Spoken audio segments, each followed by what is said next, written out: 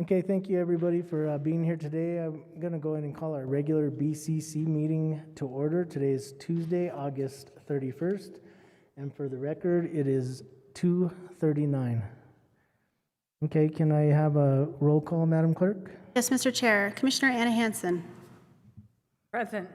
Commissioner Hank Hughes. Here. Commissioner Anna Hamilton. Here. Commissioner Rudy Garcia. And Commissioner Henry Ribal. Here. Thank you. So next we're going to go on to our Pledge of Allegiance, our state pledge, and our moment of reflection. And from the Finance Division, we'll have Yvonne Herrera. We could all rise, please. Pledge allegiance to the flag of the United States of America and to the republic for which it stands, one nation, under God, indivisible, with liberty and justice for all.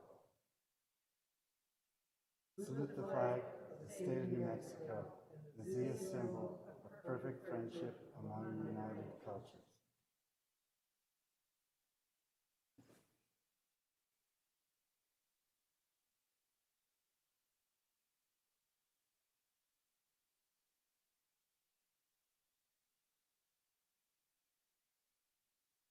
Interest of our community.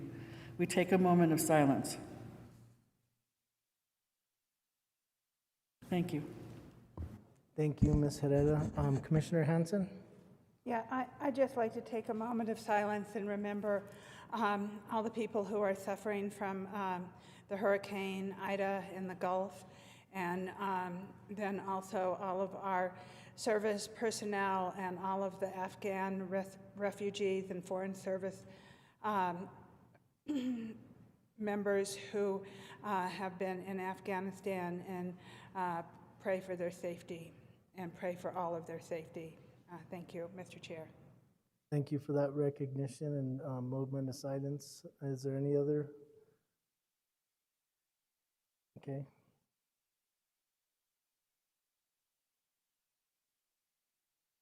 Thanks again, Commissioner Hansen, and thank you, Ms. Herrera.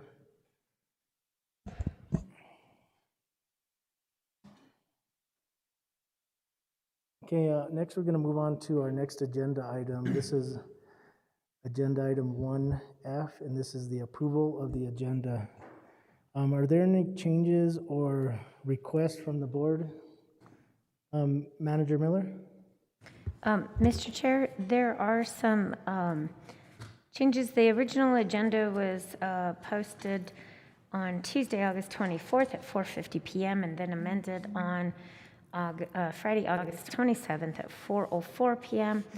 At that time, we added item 4A, which is a reappointment of a board member to the Valuation Protest Board. On item 9A, which is executive session, we added items 2 and 3. And on 11G, the Public Works monthly report, that packet material was updated. Also, I just wanted to say that there was one item that was duplicated. I don't know how it ended up on there twice, but it did get removed. And it was item 4A, the appointment or the reappointment was also listed under 5E, but it was removed. So those are the changes to the agenda. Okay, thank you, Manager Miller. Commissioner Hughes? Thank you, Mr. Chair. I'd just like to request that on item 5B, which is the San Juan Chama return flow project, we allow a few minutes of public comment before we talk about that item. Okay, thank you, Commissioner Hughes. Commissioner Hansen, did you have a request also? No, Mr. Chair, I was going to move to approve with the changes. Okay, so we have a motion to approve with changes. Second. Okay, we have a motion from Commissioner Hansen, a second from Commissioner Hamilton, and a request for public comment from Commissioner Hughes. All those in favor signify by saying aye. Aye. All those opposed, same side.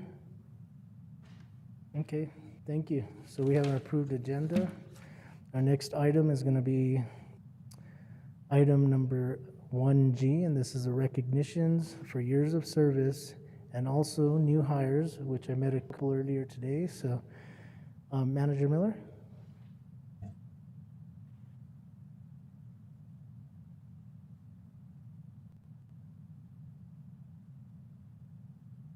I should make Elias do this since he was distracting me. Hold on.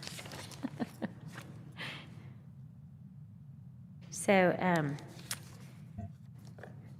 Mr. Chair, Commissioners, we have several new hires. As you know, we've been recruiting away, but we have not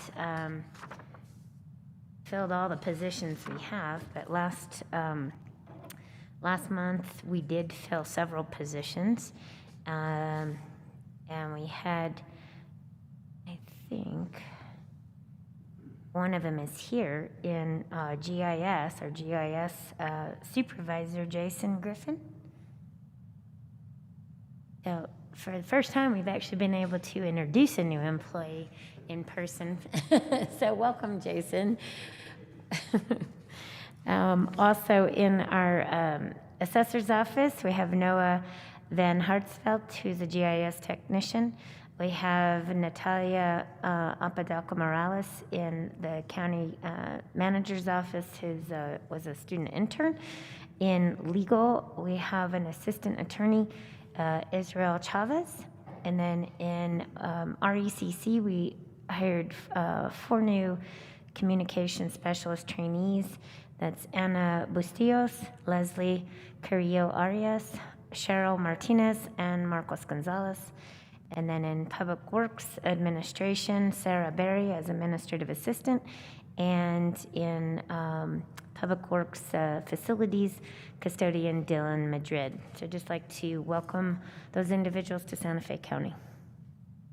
Thank you, Manager Miller. And yes, I did have the opportunity to meet Mr. Griffin earlier today. And, I just want to welcome all of the new hires and thank you for choosing a career here at Santa Fe County.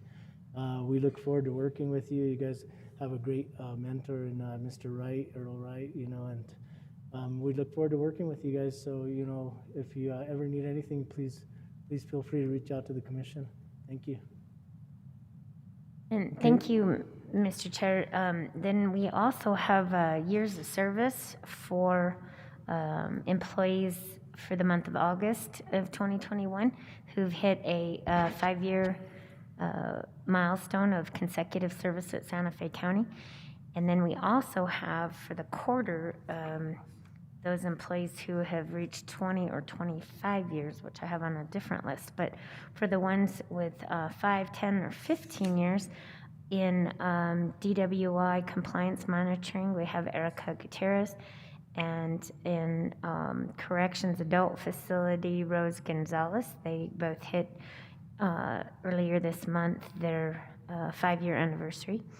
Then with 10 years, we had several employees who hit a 10-year anniversary, and that's Ernest Alderete in Sheriff's Administration Animal Control, and Roy Arndt Trujillo, also in Animal Control. And then in the Fire Department, Assistant Chief Jacob Black on August 1st. And in the Fire Regions, Jonathan Hall, William Van Herpy also hit their 10-year anniversary on August 1st. In Community Services in our seniors program, Lula Yant hit 10 years. And in IT, Michelle Mascarenas Jackson hit her 10-year anniversary on August 24th. And in August 25th, Andrew Armijo in Senior Services doing home-delivered meals hit his 10-year anniversary. And then in our county assessor's office in the administrative area, Ronald Bransford hit his 15-year anniversary on August 7th.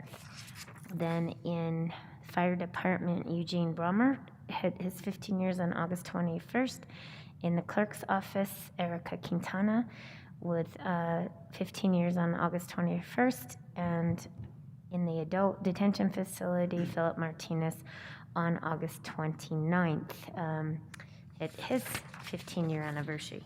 And then we had 5 employees who had 20 or 25 years, and that's Matthew Martinez in Public Works, 20 years of service as of February 12th, and Camille Gourlay in our mailroom in the manager's office, April 11th. She had 20-year anniversary. In Public Works, Gabby Trujillo on June 25th hit her 20-year anniversary. And in land use, Paul Kavanaugh hit his 25th year anniversary in February, and Mark Rodriguez in Public Works Administration also hit his 25-year anniversary on April 1st. So I just wanted to point out all of those people who have been with the county for 5, 10, 20, 25 years plus, and thank them. We have service awards for those at 20 and 25 years that will make sure that they receive those. And I don't know if any of them are here. I don't think that we're on the list, but I just want to thank them for all that they have done for Santa Fe County and their residents. Thank you, Manager Miller, and I couldn't agree more. You know, altogether, it's over 250 years of combined experience, and, you know, those are the employees that really, you know, are the backbone of Santa Fe County. All of our employees are, and the longer they stay here, the more institutional knowledge, and it's just such a value to Santa Fe County. So I really appreciate all your hard and dedicated work. Thank you. Any other comments from the commission? Commissioner Garcia? Thank you, Mr. Chair. Just going back to the first slide and the new hires. Actually, when I first started here at the county myself, as well as Commissioner Chairman Roybal here, we used to do mapping with ink pens. And I used to go home with all kinds of ink all over your hands. And GIS is a very instrumental portion of the county, as well as every department, obviously. The mentor here that you have here, this guy Earl, guy's sharp, very good. He has a lot of years of service here for Santa Fe County as well. Please, please learn everything you can from this guy. But welcome aboard the new hires, all of them. Looks like my colleagues here, with the direction that we got from Manager Miller into the RECC, the Regional Emergency Communications Center. That's great to see that we have 4 additional hires. They're very, very well. Good. In regards to the individuals that have 20 years plus, wow, amazing. Time flies when you're having fun, and also you're loyal and committed to this organization. I still am. Paul Kavanaugh, Mark Rodriguez, as the chairman said, institutional knowledge in this place is very, very valuable. And I remember those guys when they first started, and they're still here, and I appreciate everybody has 20 years plus. But thank you, Mr. Chair, for just acknowledging all the individuals that Manager Miller just spoke about. Thank you. Thank you, Commissioner Garcia. And he's right, we did start here when we were still drafting with ink, and since I'm left-handed, it was always worse for me. So I was very grateful. AutoCAD existed, but the county just wasn't there yet. So, but thank you, Commissioner Garcia. Is there any other comments from the board? Okay.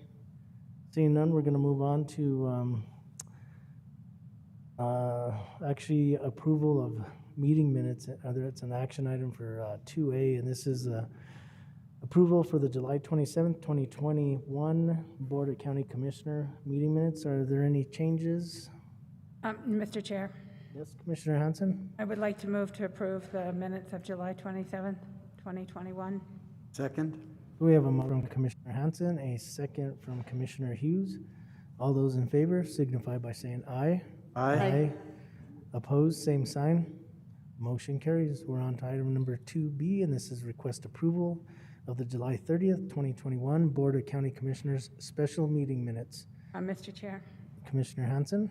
I wish to move to approve the July 30th, 2021 minutes. So we have a motion from Commissioner Hanson. Do I hear a second? Second? A second from Commissioner Hughes. All those in favor signify by saying aye. Aye. All those opposed, same sign. Motion carries. Okay, next we have our consent agenda. Are there any items on this consent agenda that need further evaluation or questions from the commission? Seeing none, what's the pleasure of the board? Commissioner Hamilton?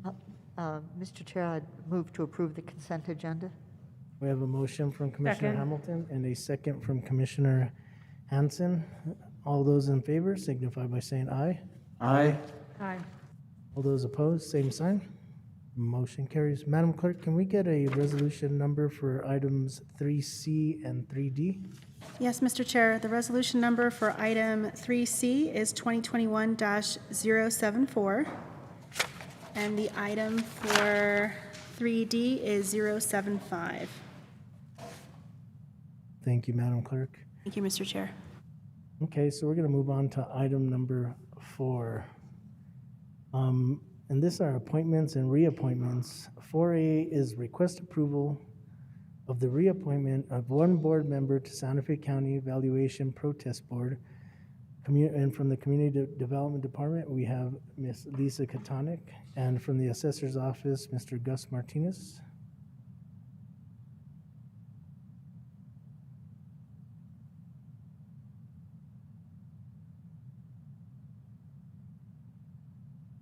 I think your mic might be off. Is it, Ms. Katanik, is your mic off? Or is it on? Thank you. Good afternoon, Commissioners. Lisa Katanik, Community Development Department. The agenda item you have before you is the reappointment of Mr. Gil Trasero as the primary Santa Fe County Evaluation Protest Board member, not requiring experience, for the term as outlined in the memo. The Santa Fe County Evaluation Protest Board consists of volunteers appointed by the Board of County Commissioners to hear and rule on property tax valuation protests. The board consists of 2 members and 2 alternates. 1 member and 1 alternate must demonstrate experience in the field of property valuation.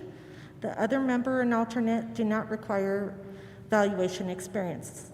Board members are appointed for 2-year terms by the Board of County Commissioners.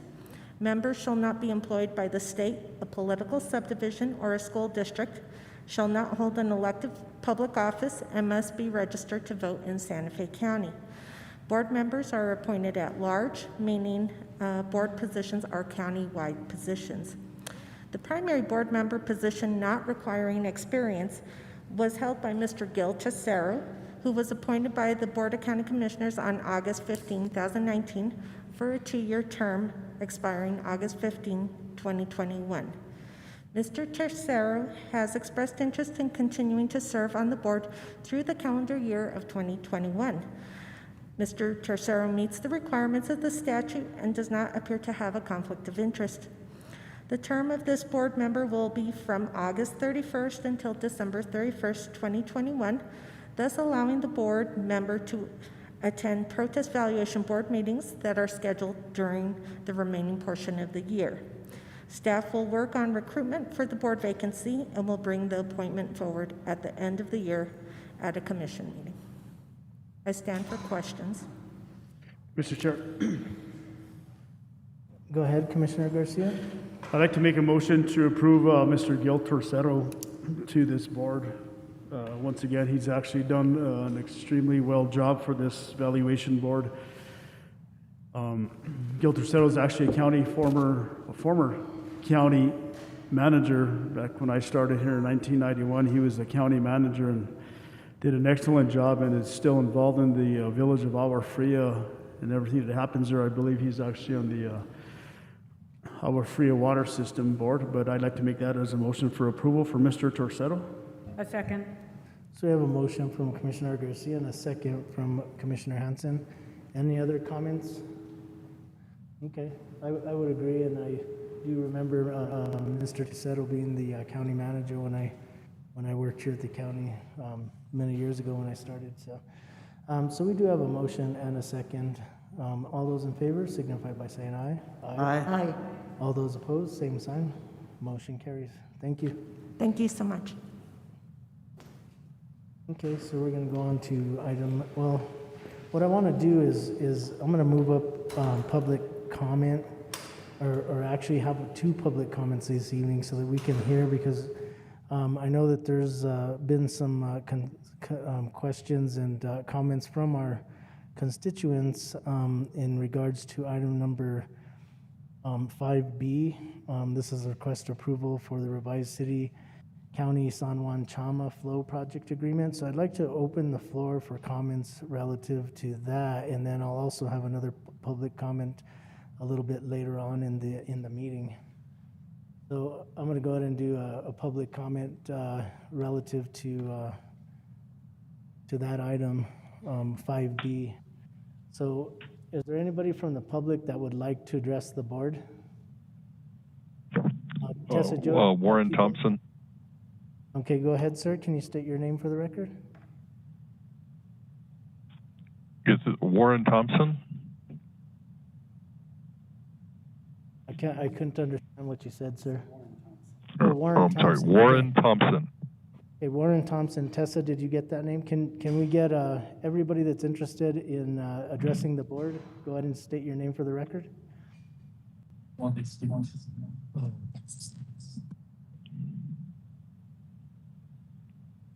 Mr. Chair, I do know there's some individuals that do want to speak on behalf of this, so I don't know if they're online. Tessa, if you can help us with that, or where they're at. Thank you, Mr. Chair.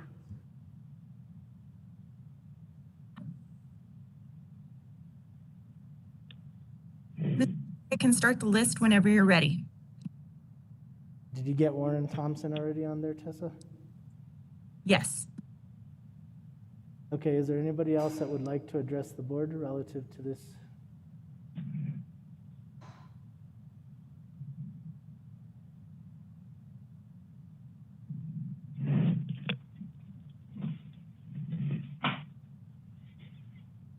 Yeah, Mr. Chair, I believe Carl Dickens is on the WebEx. I don't know if he's having trouble getting through, but I thought he wanted to speak. Yeah, I'm here. I plan to do a presentation during the pipeline review, pipeline agreement review. So that's one more person to put on for public comment? Mr. Chair, what Mr. Dickens is asking, if he can actually hear the presentation from hopefully the city of Santa Fe, and then if he can actually have comment on it. That's what Mr. Dickens is asking, I believe.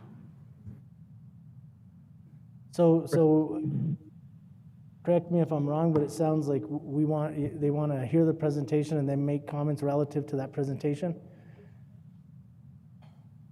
Because there's not a public comment noted for that, but I'll go ahead and allow it after that one. But we typically, you know, it's if it's not public comment on here, usually public comment comes during public comment. But we can break it up. It's a little unorthodox, but we can put it right after that presentation. Okay, so I'm going to go ahead and just close public comment at this point and go on to item number 5A, and this is request ratification of the county manager's signature to the volume license enrollment agreement number 2022-0038-ITAG between Santa Fe County and Microsoft for a total contract sum of $553,249.35, exclusive of NMGRT, for the purchase of Microsoft software products for a 3-year term. And from the purchasing division, we have Mr. Bill Taylor, and the IT division, we have Mr. Daniel Sanchez.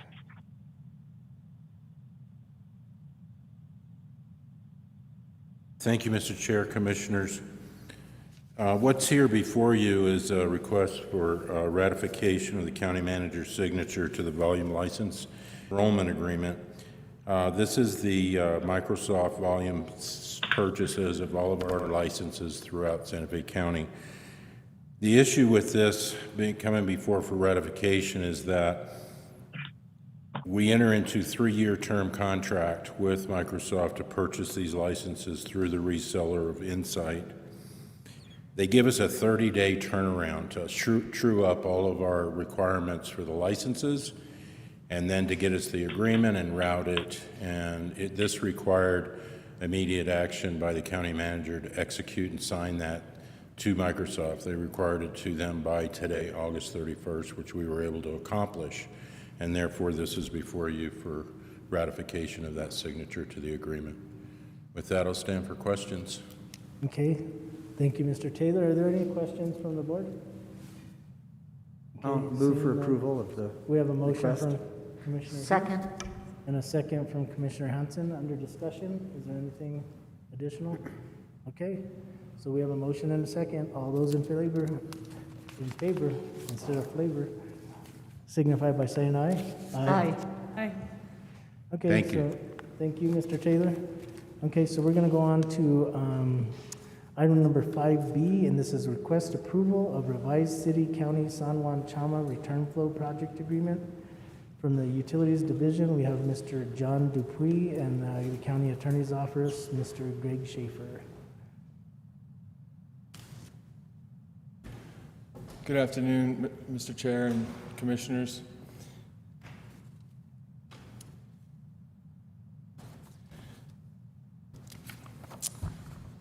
We have an item that ultimately we have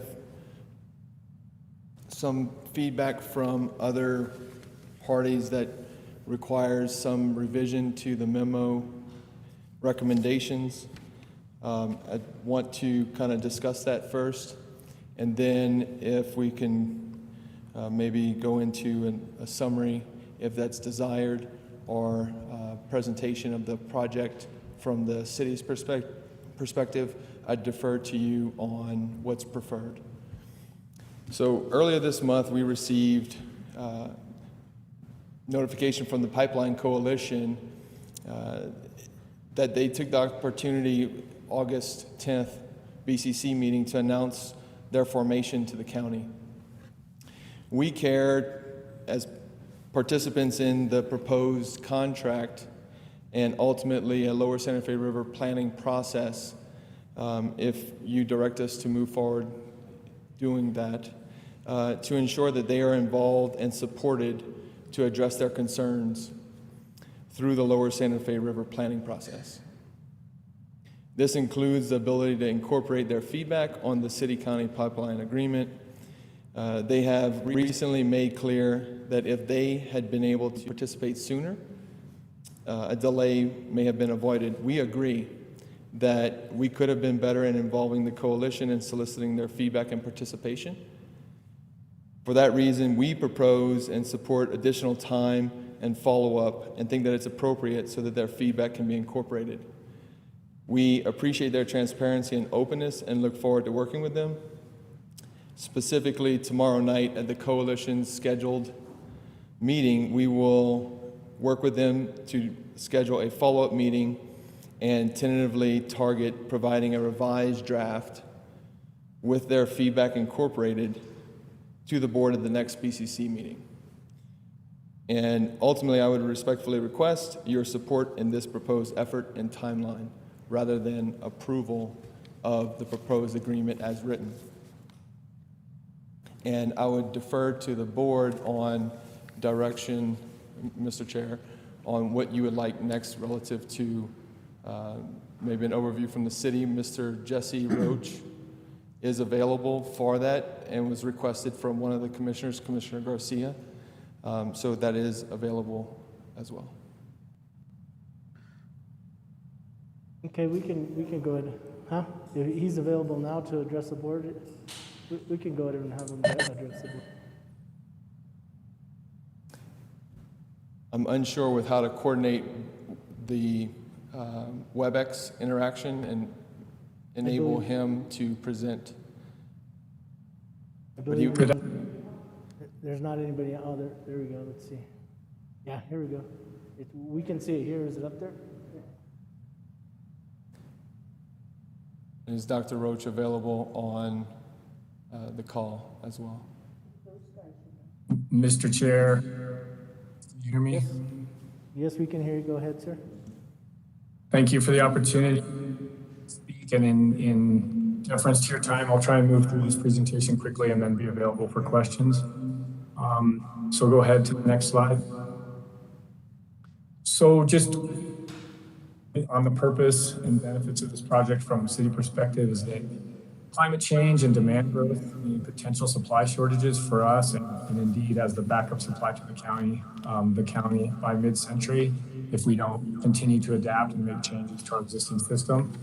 And we see use of effluent as key to avoiding these potential shortages. The benefits to the project from our perspective is that it would allow us to fully consume our imported San Juan Chama water and continue to prioritize surface water use and conserve our groundwater, all together towards increasing long-term water supply and resilience, and also reducing our reliance on acquiring Rio Grande water rights.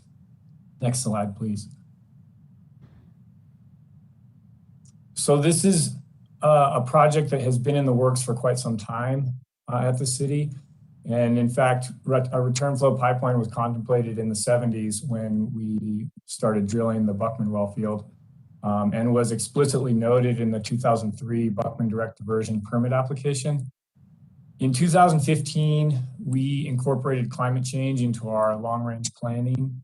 And I've already mentioned the conclusion that without some sort of adaptation measures, we foresee potential shortages by the middle of the century, and that use of effluent is a clear next step for us. In 2017, we investigated more specifically how to optimally use that reuse and landed on the return flow pipeline project. And then began preliminary design evaluation in 2019, and earlier this year applied for federal grant funding to help fund the project. And we have been in conversations with the county for 4 or 5 years, maybe more. I've been with the city for 2, and looking back at the iterations on the proposed agreement that was on the agenda for this afternoon, we've been actively iterating on it since June of 2020. And that agreement is, as I think many understand, contemplates a lower Santa Fe River planning process. And our hopeful timeline is that in October, we begin looking at potential environmental impacts through the NEPA process and looking at potential water rights impacts through the OSE return flow application process, and also looking at engineering design. Next slide, please. So just a high-level overview of what we're proposing. On the top of this map, you see the Buckman diversion, where we divert imported San Juan Chama water from the Rio Grande, pipe it up to the Buckman direct diversion water treatment plant, treat it to potable standards, and then deliver it into the city's transmission and distribution network. It moves through houses and businesses into the sewer system and is collected and treated at the Paseo Real Water Reclamation Facility.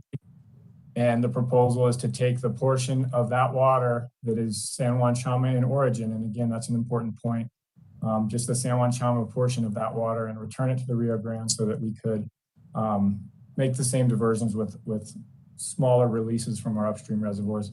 And I'll show you what that means in the next couple slides. Next slide, please. Okay, so currently every drop of water that the city wants to divert must be released from upstream reservoirs. And so we only divert what's in the river from those upstream releases. Next slide, please. And so once a pipeline is put in place, this is sort of an empty pipe. It would take a little while to fill it, but so initially we would still be diverting fully from the river. Next slide, please. But once the sort of system charges up, the idea is that the same diversion to the city of Santa Fe could then be accomplished with a smaller release from upstream, and the balance of that water would be made up with the unconsumed San Juan Chama water that would be returned to the Rio Grande at a location just below the diversion. So that the takeaway from this is that we would be releasing less water from upstream, but there would be no depletions to native Rio Grande flows. So in this case, the total diversion would be the sum of what we put in the river from upstream reservoirs and what we put in the river from the return flow pipeline project. Next slide, please. So this is the same slide, but just with some numbers. Looking at 2013 through 2019 average uses, the 3,901 acre feet is what our average San Juan Chama water diversion was. But what we had to do to get that was release about 4,000 acre feet from Heron upstream.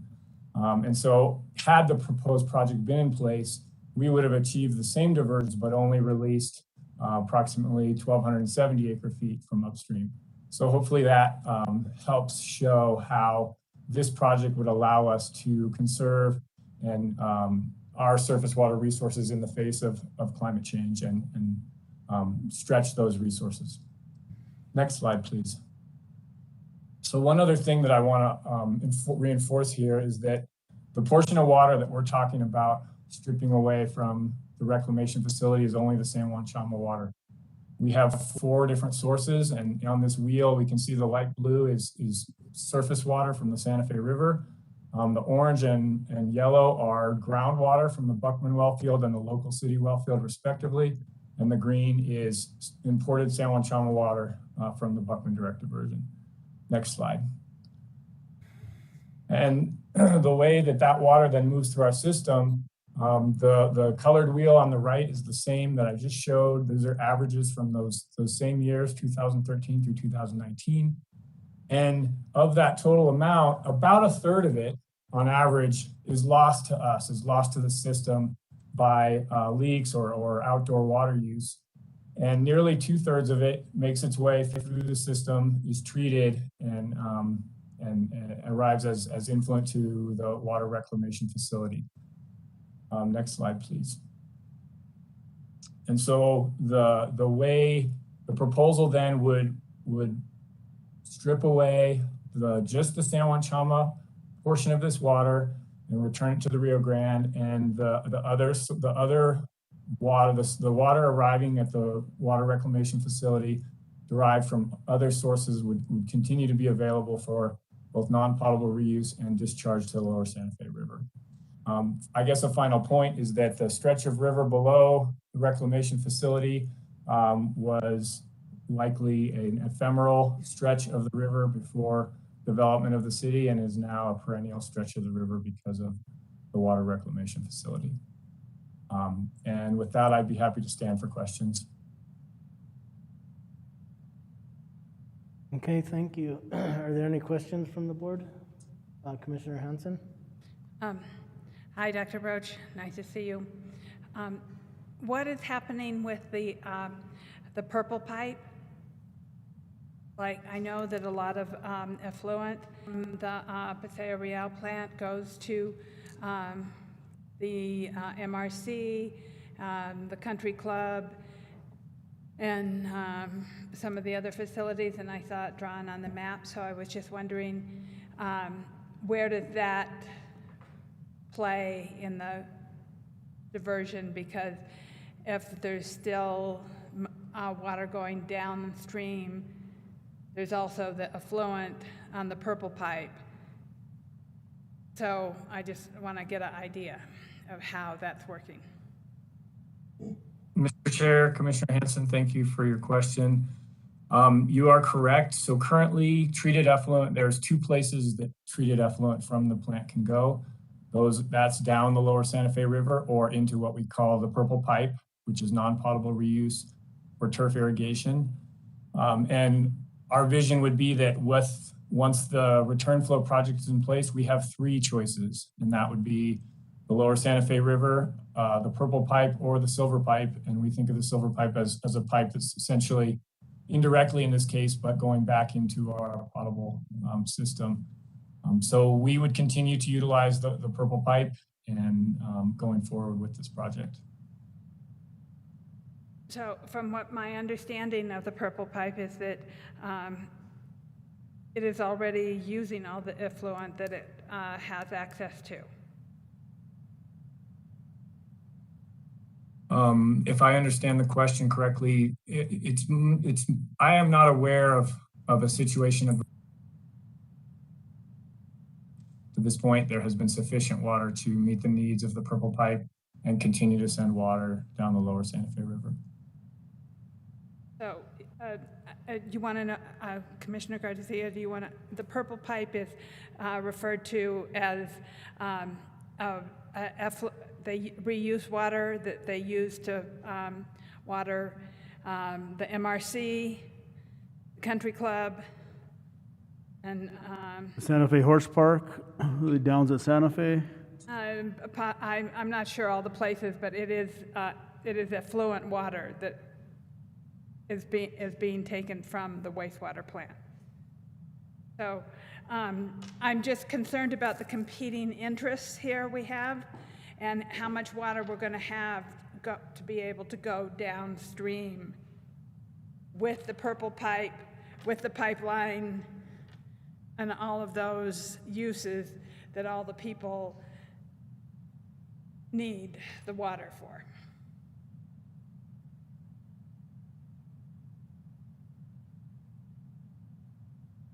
If it pleases the Board of Commissioners, if you wouldn't mind bringing back up that last slide on slide 11 one more time.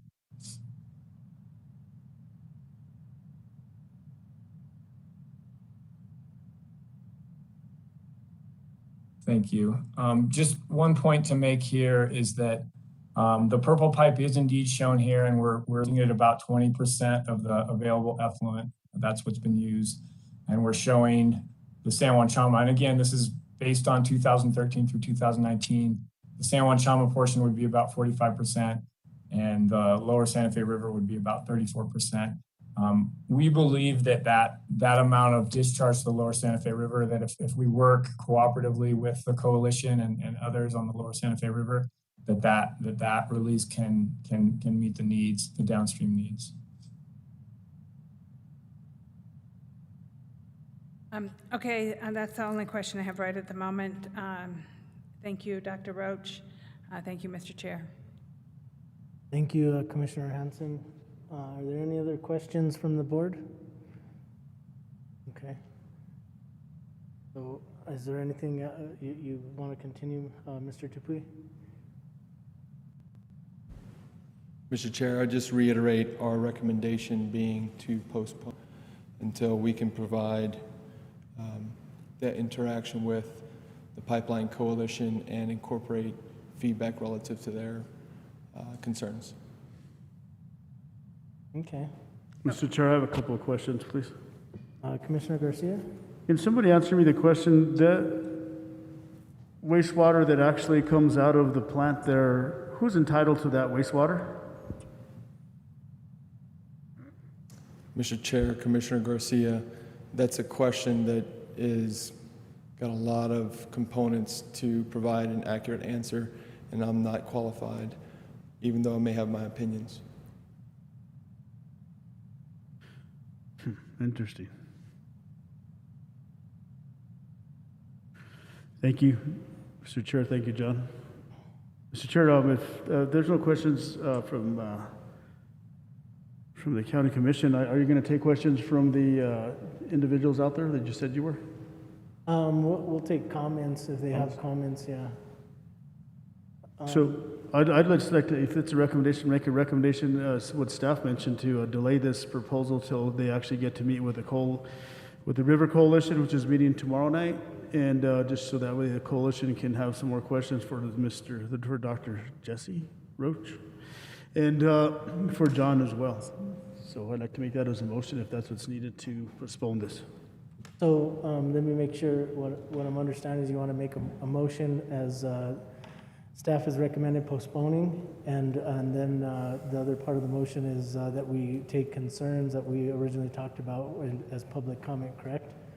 Yeah, definitely we want to give the public time to be able to give us comments relative to their concerns and recommendations, so we'll go ahead and do that. And Tessa, Joe, do we have people that have signed up yet? I know we had 2 earlier.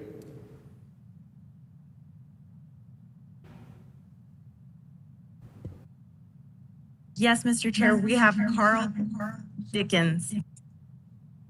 Okay, so go ahead, Mr. Dickens.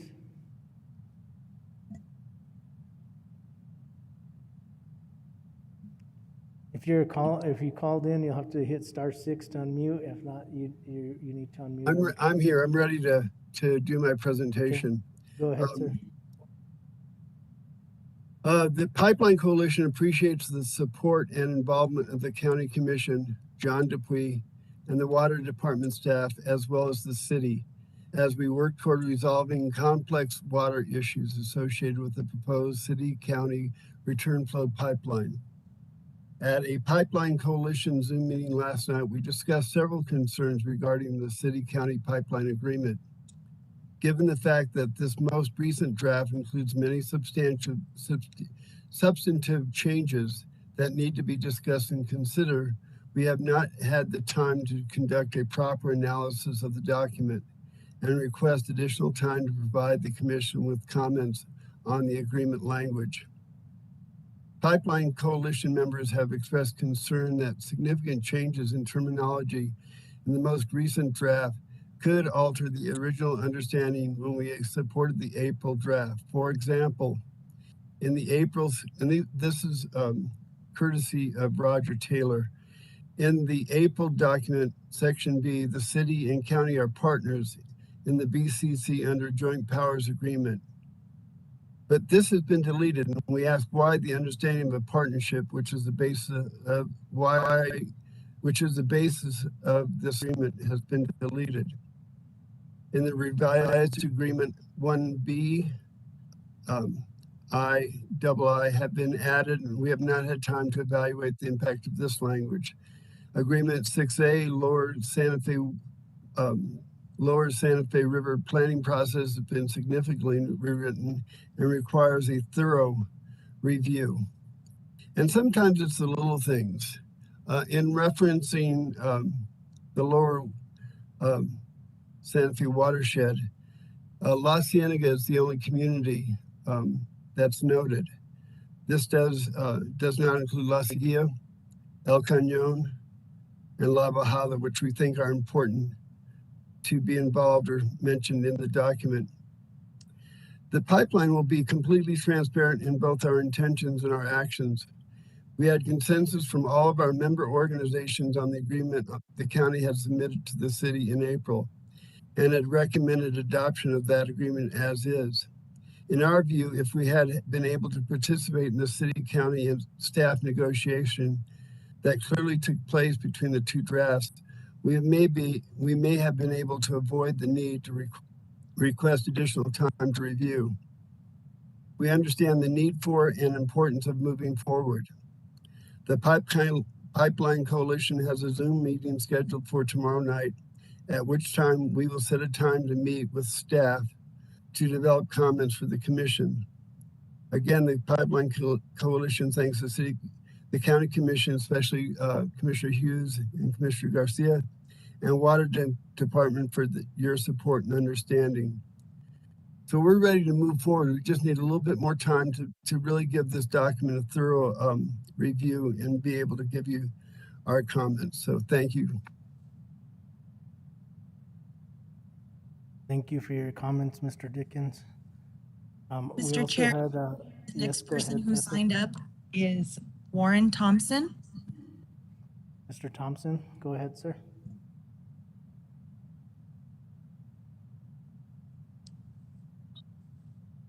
Hi, can you hear me all right? Yes, sir, we can. Okay. Warren Thompson, I'm with Rancho Viejo, and I wanted to encourage you to support this effort. We believe that conjunctive management of our water resources is what we will need to do for the community for the future, and we support these types of efforts. We would like to see an aquifer storage and recovery program in place, and I think that with innovation, if we work with all of the concerned groups, we can improve our water position over time. And so that's what I'm encouraging, is us to work together, to be innovative, and to look at this pipeline, to look at aquifer storage and recovery, and improve our water position over time. Thank you. Thank you, Mr. Thompson. Did we have any other speakers, Tessa?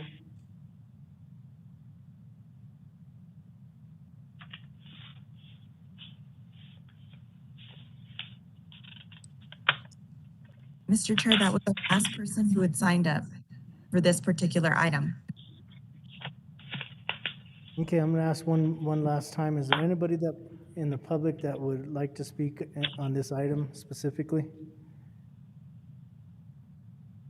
Okay, hearing none, I'm going to close. I hadn't signed up, but I wasn't sure how to do so. This is Andrea La Cruz Crawford. I don't know if I can make a comment. Absolutely. Go ahead. Okay, so I live in La Cienega, and I'm just commenting on my own behalf. And there's just one thing I wanted to mention, which is that, you know, historically, the city and the county have kind of looked at the state engineering process of administering an opportunity for community input. And I just want to point out that I feel that that is a flawed way of looking at things. And the reason for that, in my opinion, is because, you know, when any group or organizations like the association that I am on, when we have to file a protest in an administrative proceeding, we have to hire an attorney to represent us because we're an organization. So we immediately have to expend funds to be involved in that process. And we also have to, a lot of the times, hush up and stop open communication because of the fact that there's pending litigation. So I just want to point out that I just really appreciate the fact that the city and the county are currently considering a stakeholder process to deal with mitigation of the impacts of the reduced flows in the lower Santa Fe River with the community in a community-based process. So I just wanted to point that out, and that's my comment. So thank you very much. Thank you for your comments, Ms. La Cruz Crawford. Is that how you say your name? Yes, that's correct. Thank you. Thank you very much for your comments. Is there anybody else from the public that would like to speak relatively to this item?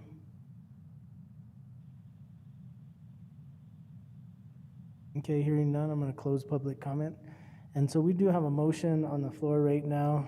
I don't believe we got a second, but the stenographer will go ahead and get a second. I'll second the motion. So we have a second from Commissioner Hughes, and the motion came from Commissioner Garcia.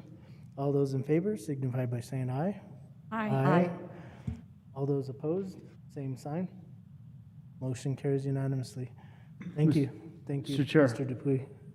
Commissioner Garcia, go ahead. I'd just like to thank you, staff. I know this has come at us at a fast rate of speed. I'd just thank you for working with the city staff, also the city staff for working with us, and to get together with the residents on the west side of the treatment plant, the downstream users, to all of us to work together and communicate. So I appreciate governing bodies, staff.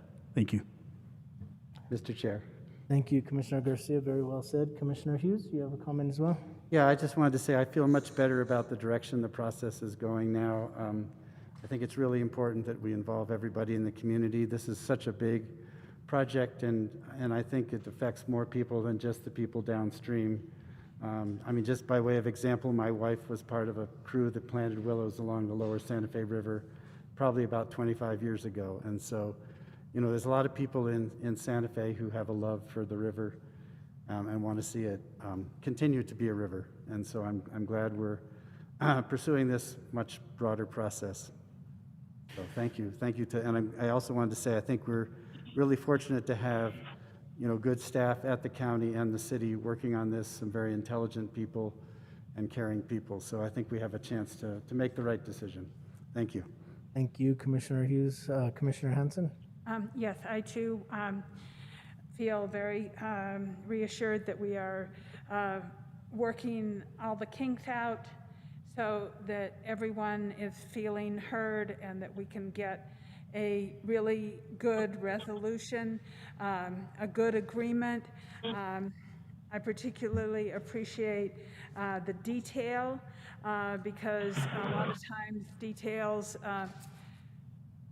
don't make it into agreements, and then we find ourselves saying, oh, well, this meant that, and the other party does not always agree that that's what it meant. I think the Buckman direct diversion might be one of those examples.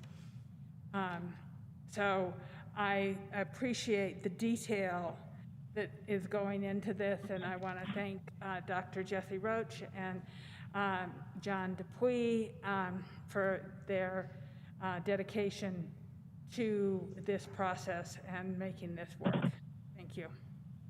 Thank you, Commissioner Hanson. Mr. And- Chair.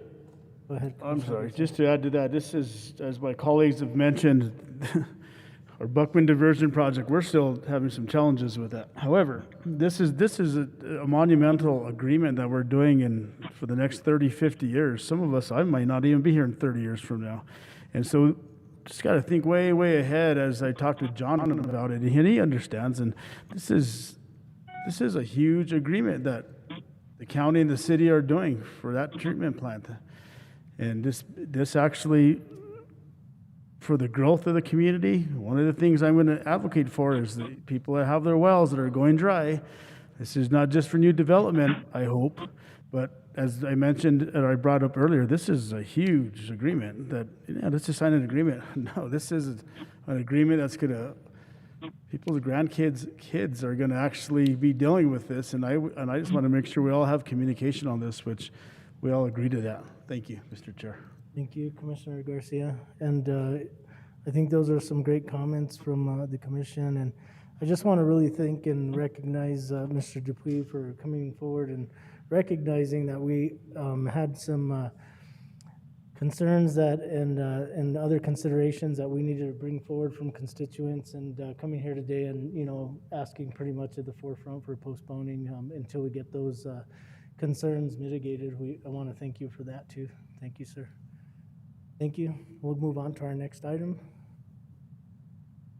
Okay, so we're going to go on to item number 5C.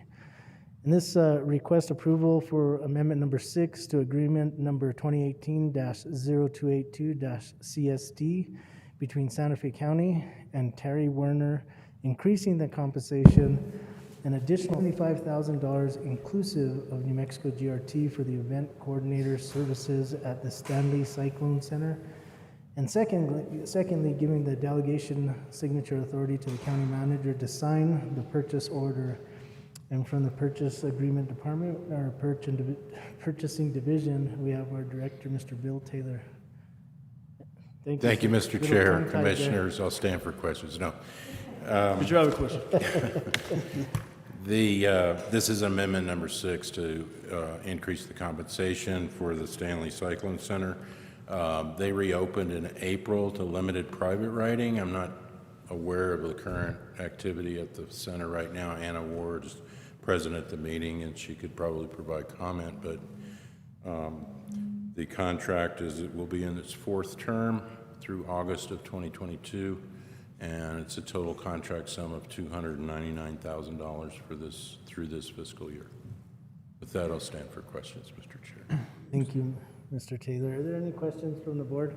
Mr. Chair, I'd like to make a motion for approval, and then I have some comments under discussion.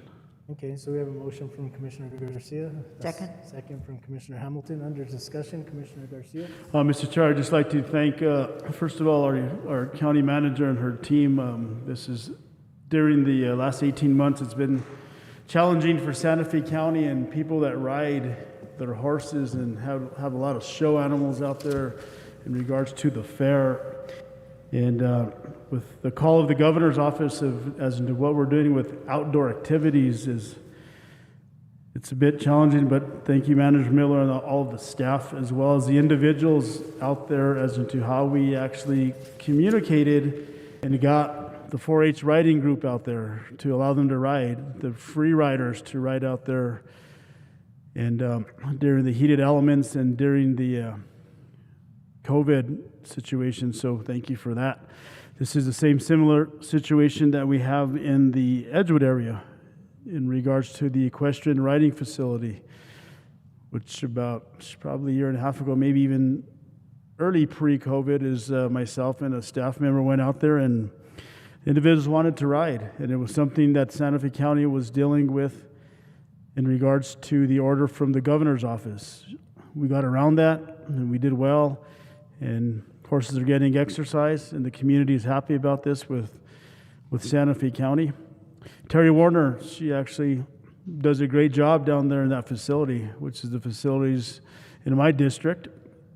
Beautiful facility, great indoor riding arena.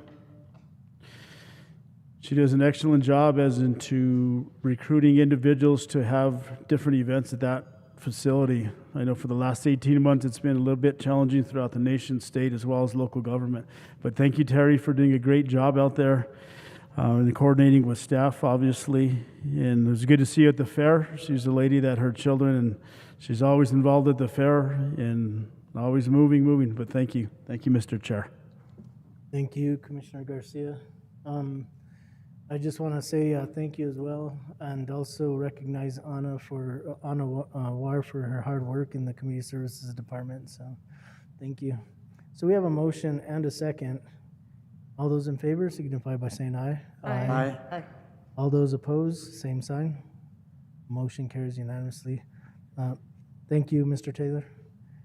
Next, we're going to go on to item number 5D, and this is a request approval of amendment number 1 to collective bargaining agreement between Santa Fe County and the Santa Fe Firefighters Association, Local 4366, International Association of Firefighters.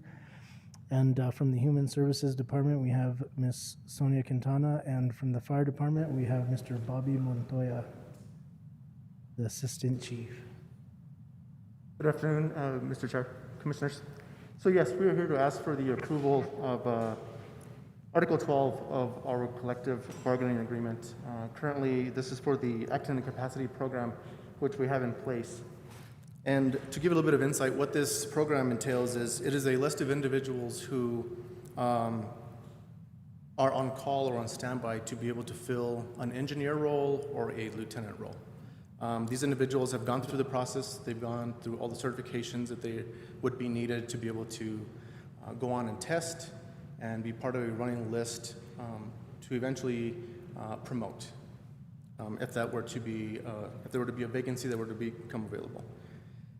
The issue that we're having right now is we've had people that are retiring. We have individuals that are out on leave, in addition to just our everyday annual leave vacancies that we may have. And so this is causing a lot of force hires within the department. And so these individuals are having to mandatorily be hired for the day, for the 24 hours to fill these positions. What we are requesting is the change that we're requesting is to allow individuals that may have these certifications to test to also be allowed to fill in these roles, these vacancies. This would allow a larger pool to be able to fill in these positions. It would decrease burnout that we currently have. And so being able to do this, it would also allow more of an educational program, more eligibility for individuals. This is something they could also obtain through the year, so they wouldn't have to wait till the fall to test and be placed on that list. We could have individuals that would be motivated to get these certain certifications. They would present them to the battalion chiefs as well as to us. They would come up to administration, and once they've obtained these, would be cleared to go ahead and start acting in a capacity of lieutenant or engineer.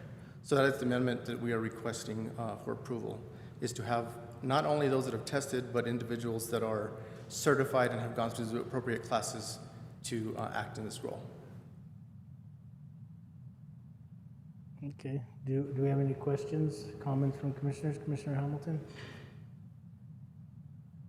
Yeah, just a comment. I mean, I first of all want to thank Assistant Chief Montoya for working so hard and closely with Chief Jackie Lindsay and other admin staff to develop what is a creative solution for a very difficult problem. They've been having these kinds of management challenges for a while and have had to figure out ways to continue to provide, high quality service and still meet everybody's needs. And I think this is a very good solution, even if it's not the whole solution. There may be other things we need to do. So, both thank them and to indicate that I think this is a strong thing to do. Motion. Yeah, well, if there's, I'd be happy to make a motion to. Yeah, we can have discussion. A second. We have a motion from Commissioner Hamilton, a second from Commissioner Hansen under discussion. Anything else, Commissioner Hughes? Yeah, I just had a quick question. I think this is a very good idea and very creative, as Commissioner Hamilton said. I just wondered if this is going to be a permanent change, or is this seen as more as a temporary fix to, because you alluded to more, it sounded like more of a temporary problem. But. So as we foresee, it would be a permanent change that we would allow individuals to continue to get the appropriate certifications and be able to act in capacity of that role. Okay, that sounds good. Thank you. Thank you for the question, Commissioner Hughes. Commissioner Garcia? No, just, Mr. Chair, thank you, Assistant Chief, for working. I know union negotiations, I used to be involved in them many years ago, and it could be a little challenging. But thank you for getting involved and speaking up. Appreciate that. Thank you, Mr. Chair. Yes, sir. I couldn't agree more with all the comments, and thank you for being here today, Assistant Chief Montoya. We really appreciate it, but we do have a motion and a second. All those in favor signify by saying aye. Aye. Aye. All those opposed, sign. Thank you again, sir, and thank you for your service. Thank you. Please thank everybody for us. Okay.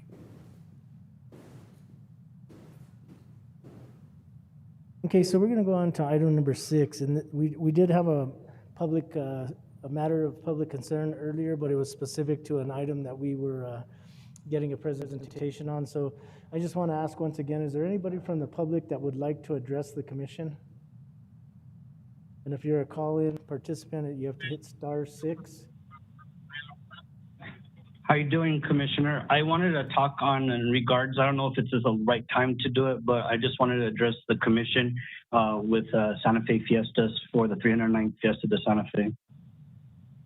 Sure, it would be fine for you to do that now. Hey, can you just tell us who you are for the record? Yes, how you doing? Good afternoon, Commissioner. My name is Aaron Garcia, President of the Santa Fe Fiesta Council. Hey, welcome, Mr. Garcia. Please proceed. I'm here today to invite each of you, Santa Fe County employees and all their families, to the 309th Fiesta de Santa Fe.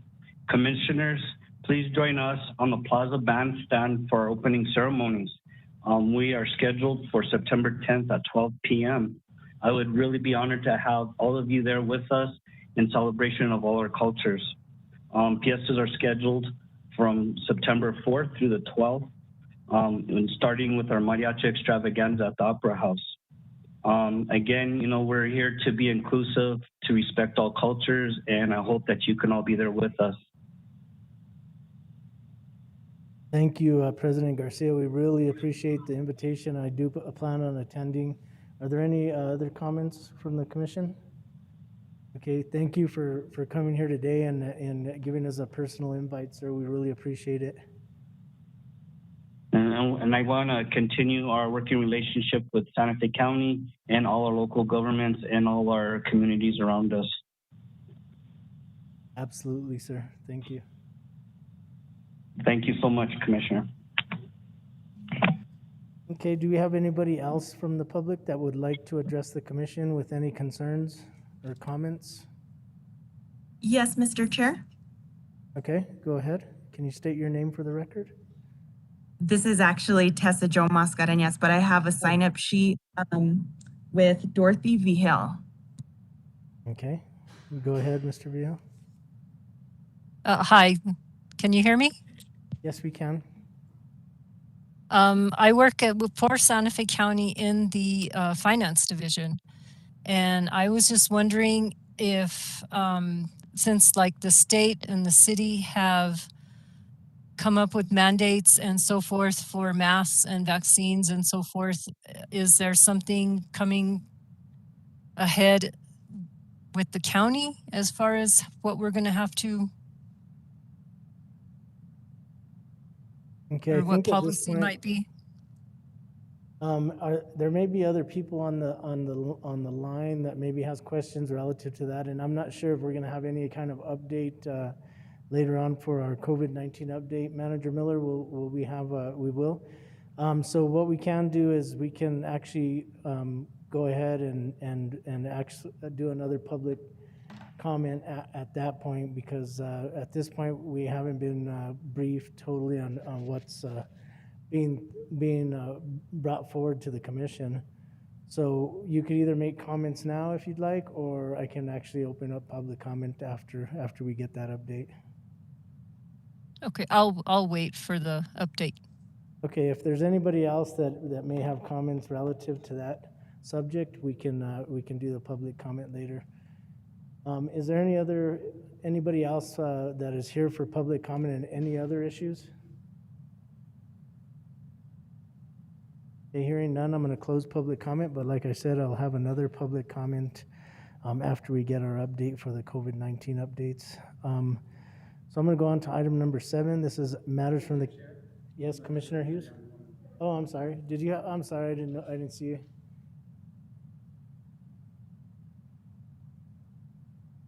Okay.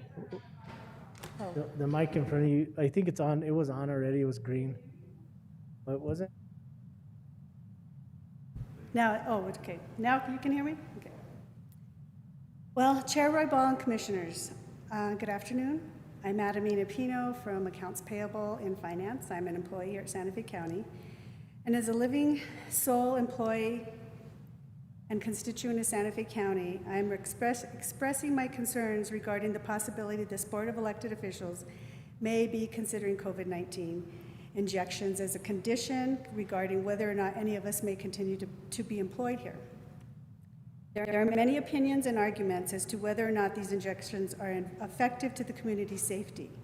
I don't want to interject any opinions or arguments. What I do want to interject is my right as a free woman in these United States of America to determine what is beneficial for me to be safe and healthy within this community. Santa Fe County has been encouraging us as a staff with the challenge to be fit, which includes terms such as health and wellness. How many of us, in order to be healthy and well, read food labels to avoid GMOs, trans fats, high sugar content, etc.? I am one of those people who reads labels in order to make healthy choices. Well, I've done the same when it comes to these injections. Currently, there are 4 which I'm aware of, which are the Moderna, Pfizer, AstraZeneca, and the J&J. It has been difficult for me to obtain exact ingredients from each of these websites and what each ingredient is. I have yet to see a pamphlet of ingredients for each of these. Prescriptions and over-the-counter medications usually have a list. These do not. The various information I have found on websites has listed a number of adverse reactions which are not limited to myocarditis, Bell's palsy, blood clots, anaphylactic shock, and death. I am personally aware of many local people in Santa Fe who have been affected with one of these adverse reactions after receiving 1 or 2 of these injections. These injections have been listed as EUA, Emergency Use Authorization. Even if these were FDA approved, a couple of these brands have been temporarily recalled, which is another concern. I have found information on the FDA website which shows at least 35 FDA-approved medications have been recalled in past years. And this is with a doctor's prescription. Most of us trust our docs to give us guidance in accordance with our own personal medical history to make informed decisions with any medication. Only licensed MDs should be providing medical guidance to me, not an employer. Many of us rely on our jobs to provide for our families, but none of us should feel pressure to take any medication to secure our jobs. For many years, we have heard, my body, my choice. Well, I'm saying it's my body and my choice with these injections. My research has found some of these ingredients to be harmful to me and against my religious beliefs, and I firmly will not comply to be coerced into getting anything genetically modified from an injection. If this board determines to implement such a mandate, I recommend employees obtain a written statement from each decision maker on this board to be held responsible for any adverse reactions. I appreciate your consideration and hope this board honors our freedoms to choose what is best for each of us. And I thank you. Thank you for your comments. Thank you. Okay, is there anybody else from the public that would like to address the board? Okay, I think that, like I mentioned earlier, I will open up public comment again after we get our COVID-19 update. So I'm going to go to item number 7A. Manager Miller, this is the COVID-19 update, but then we can also do miscellaneous updates right away, and then we'll go to public comment. I'll go ahead and just do the miscellaneous first, Mr. Chair. First of all, Santa Fe County is looking for residents to volunteer as trustees at the following community centers. We need trustees at Benny J. Chavez in Chimayo, Cundio, Nambe, El Rancho, Rio Medio, La Cienega, Nancy Rodriguez in Agua Fria, and Max Cole Corridor in El Dorado. If anyone is interested, we request that they submit an original letter of interest and contact Estrella Martinez for the following forms, which is a questionnaire form, an inquiry authorization release form, mentorship volunteer request form, and conflict of interest form. Estrella Martinez can be contacted at 405-995-9527 or at efmartinez@santafecountynm.gov. Also, our Agua Fria Gateway Monument reached substantial completion on August 20th. The project manager is Scott Caseman with a project budget of $60,000. That was constructing an 11-foot tall torreon and 10-foot tall steel sign, coyote fence, and landscaping. Our contractor was Cornerstone's Community Partnerships, and there's one small change order pending, but that project is substantially complete and looks really good. Commissioner Hansen sent me a picture, and it's very nice. And hopefully we'll be able to have some kind of event to commemorate it. Then also, we are working on the retention incentive payments for employees that the commission approved in the budget. And for non-union employees, since we don't need to bargain for those, those will be based upon the amounts that the board approved for months of service that the employee has been at the county. And we hope to start those payments, and they will go from August 28th pay period, which just started, to September 10th, 2021, and be reflected on the paycheck on September 17th, and they'll remain in place for 8 pay periods unless somebody works overtime or something and then ends up getting their payment sooner. But as you know, we can't do payment for back services, and we can't do a lump sum bonus. So the way we're doing this is spreading it out over 8 pay periods for an increase to people's take-home pay for between September and the end of the calendar year.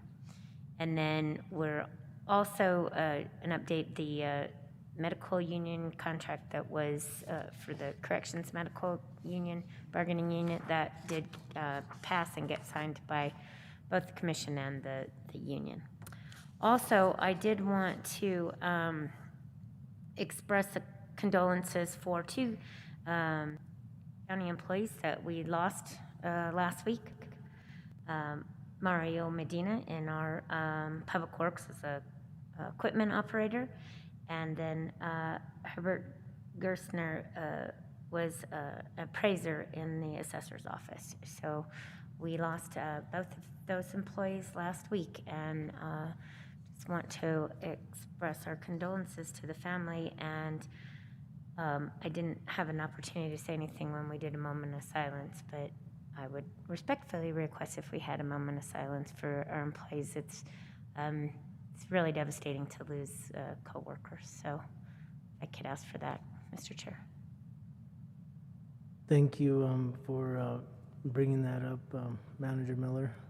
And I personally want to express my condolences to these families as well, along with all my fellow board members. So thank you.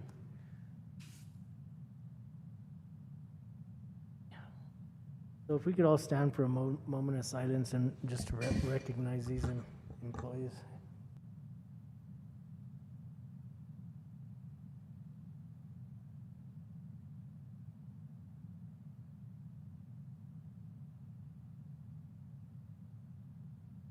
Okay, thank you. This will be, I think, 3 employees that we've lost this year, besides one was a commissioner, but then 2 employees, or we've lost? 2 employees last week, one from Public Works and one from the assessor's office. And 1 county commissioner. Then, Mr. Chair, the other updates I had are related to COVID. The county is seeing about 30 positive tests per day, and the COVID testing has picked up at various locations in the county, although still difficult to get large numbers of people tested. We're seeing an increase in positive cases in the southern part of Santa Fe County, including Edgewood. And Christa St. Vincent's reports they have 11 COVID patients, currently 6 of whom are requiring intensive care services. Current data includes that includes averages from August 10th through August 23rd. Now, cases per 100,000, 17.2, and then positivity rate of 3.56 for the county, and fully vaccinated rate of 77.20. Then Community Services Department is finalizing an education training module for those Santa Fe County staff that are unvaccinated and vaccinated for that matter. And the point of this training is in anticipation of policy changes. So obviously by a couple of the comments made under public comment, there's employees concerned about policy changes. As you know, we've been developing a policy and talking to the unions about mandatory vaccinations for county employees, so that individuals who are employed at the county must be vaccinated, or anybody who comes on board to the county must be vaccinated unless they have a legitimate exemption from being vaccinated for religious or medical reasons.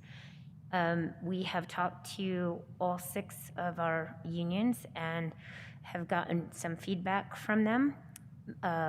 Some of the things that are things that we are willing to work into the policy and see if we can't make it a little more amenable to the unions. However, many of them have requested that we do testing instead of the vaccination. We've moved forward with the policy and are moving forward with the policy not to have a testing alternative, because testing really is not an effective alternative to the vaccination. We consider that the costs associated with the increased incidence of infection and serious illness stemming from unvaccinated population is really borne by others. Those that are vaccinated, it increases the burden on those employees required to work overtime to cover absences due to avoidable COVID-19 infections and serious illness among the unvaccinated. There's avoidable medical costs, but those are a drain on the county group benefits and self-insurance. As you know, we are self-insured, and any critical care that's needed comes straight out of the county's self-insurance fund. Also, avoidable hospitalizations may result in the rationing of care. Christus has 10 COVID beds, and as I just read, they have 11 patients, 6 who are in their intensive care beds. Then also, the avoidable hospitalizations further strain healthcare workers, and avoidable infections increase the risk of infection for others, including through the emergence of new, more transmittable, deadlier, and or vaccine-resistant variants. So for those reasons, Santa Fe County, along with other entities, moving in the direction of making vaccines mandatory for employment at Santa Fe County. And I believe that I sent the board the update on what's in that policy, and I can give you an update on what is potentially some changes that we can do to be a little flexible. And those are things like allowing time off from work for getting vaccinated, providing our own vaccinations through our van. We have taken it to the Public Works Office, we've taken it to the county fair, we've taken it to, in our corrections, we have contracted with Walgreens. They come in and have done vaccinations for staff as well as for inmates, and that's done on county time. They wouldn't have to take time off using annual leave or sick leave in order to get vaccinated. But predominantly our focus is ensuring that employees, now that the Pfizer vaccine has been fully FDA approved, are vaccinated, and not going through a process of trying to require testing. And is truthfully the best way to, you'd need to test every day for those who aren't vaccinated to make sure that they don't come in and bring COVID into the workplace. Just so you know, we have had recent incidents of individuals in meetings, and the reason that we have changed our format of the meetings is that we had a committee member who tested positive and exposed several employees and other committee members to the potential of having getting COVID. So that's why we've moved in this direction, and I stand for any conversations or questions, or if you want to get additional public comment on this issue, Mr. Chair, there may be other employees who are interested in speaking. I don't know. I was aware that some were going to, more than who spoke, were going to call in. Okay, thank you, Manager Miller. Do we have questions from the board for Manager Miller? I do want to know, do you have a percentage of how many county employees have been vaccinated at this point, or we don't have those numbers? Mr. Chair, part of the policy would include people submitting their proof of vaccination. The only ones that we know that are vaccinated are ones who voluntarily sent in their vaccination cards when we lifted the mask mandate for those who are vaccinated. There were several that were. I mean, the statistics are that in Santa Fe County, 88% of residents have gotten at least one dose, but I wouldn't say that that translates into 88% of our staff having being vaccinated. But because it hasn't been mandatory to turn in vaccination cards yet, I can't tell you definitively.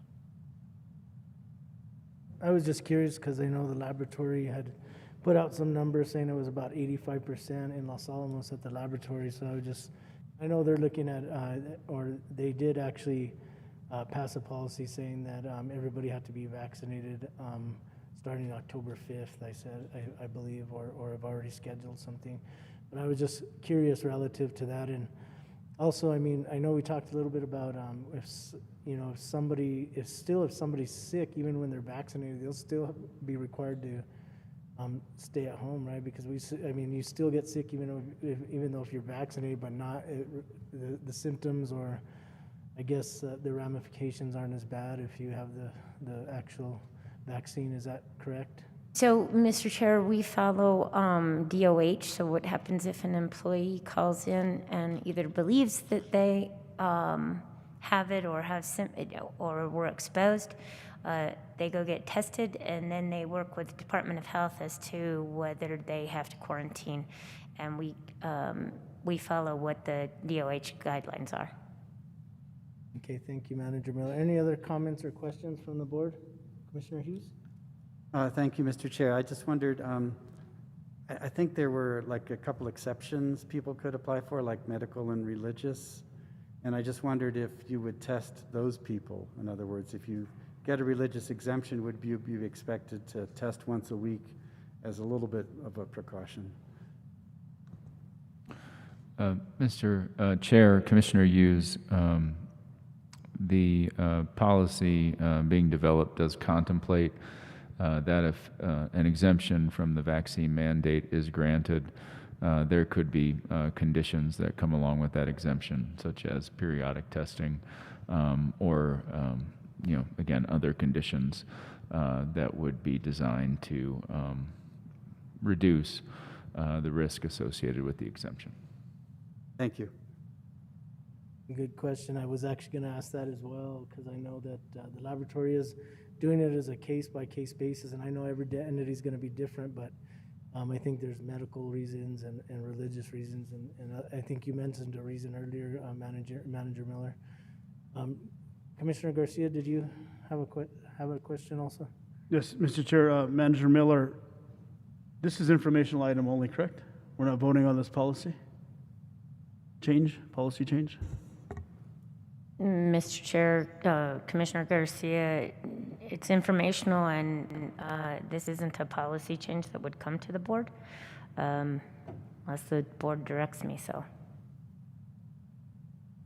So, Mr. Chair, my colleagues, so is it okay with the policy as presented, that everybody must get vaccinated? I think at this point, they're just bringing up information about a policy that'll come forward. Yeah, I don't think we have anything right now that, or you did send us information relative to what you're proposing, but that's it for a future. Mr. Chair, yes, I sent information to the board letting you know that the policy that we were drafting and talking to the unions about, and we were talking to the unions as a courtesy, we're not required to. And so I let you know that it was being drafted because I figured that you might receive some calls or letters from employees not wanting that policy. I can tell you that more and more entities are going to mandatory vaccination for their employees. Local governments, the federal government, now you're hearing some of we've got a hotel that just stated this week they were going to that. So right now the state and the city of Santa Fe are doing mandatory vaccination or mandatory testing, but they put that in place prior to the full FDA approval of the Pfizer vaccine. Since the Pfizer vaccine has been approved, we think that that step is unnecessary and we should just move towards mandatory vaccination. Mr. Chair, thank you for getting with the unions. How come nobody from the unions, all 3 or 5 different unions we have, didn't come and speak from the public? Does anybody know? Are they for it? Or are they against it? Do we know?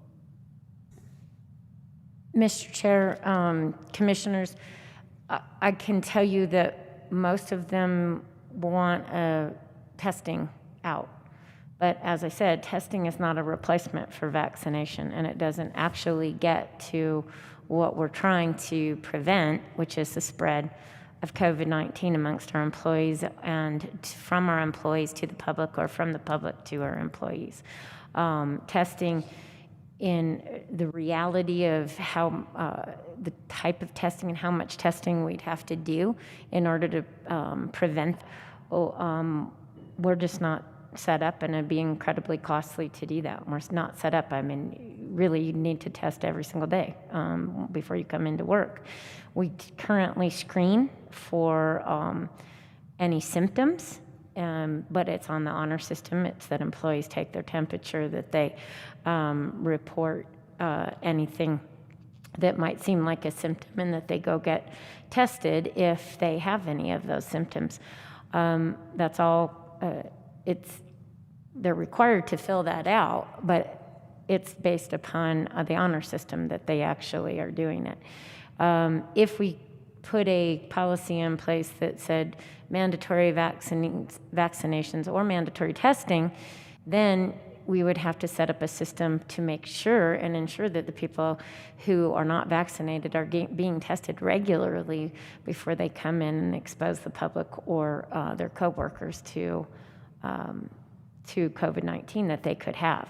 And testing once a week, you can test on Monday and have it on Wednesday, and test negative on Monday and have it on Wednesday and come to work Wednesday, Thursday, Friday before you go get tested again and realize that you've actually subjected your coworkers to it. So that's why we've moved towards a policy that makes it mandatory. Mr. Chair, Manager Miller, so after tonight, is it mandatory that they do get tested or they do not after tonight? Mr. Chair, Commissioner Garcia, we've been working on the policy. We drafted a policy. We took that policy, showed it to the unions. The unions gave some feedback. Some of that feedback, we feel like we can accommodate some changes to that policy, and that's where it stands right now. But the plan is to implement that policy and have a date specific by which all county employees have to be vaccinated, and that would be sometime this fall. We started with the date of October 3rd. But the policy still needs to come to the commission for approval. The policy still needs to come to the commission for approval now?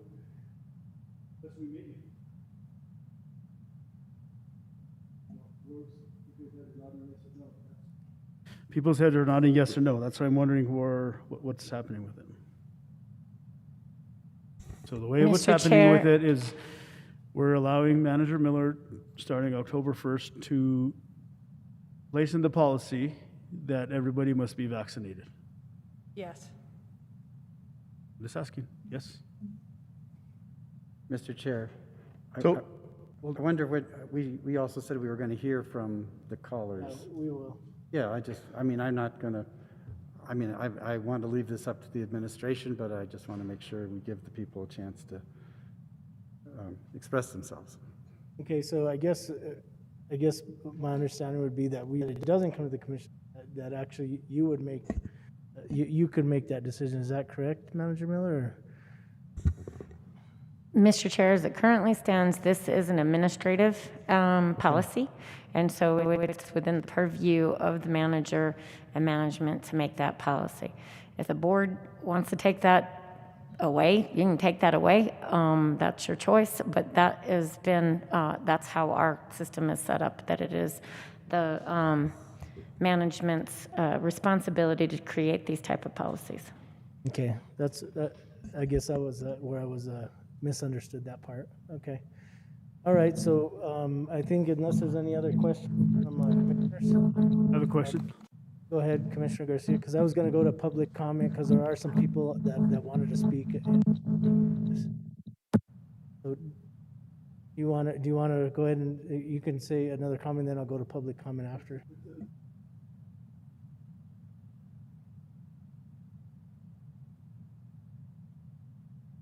Okay, so I'm going to go back to for public comment. Tessa, Joe, how many people do we have signed up to make comments? I know we had heard one earlier. I don't know if there's any other individuals. I think there was one more. Mr. Chair, I have Dorothy Vigil, Everett Lovato, and on WebEx, Sam is raising his hand.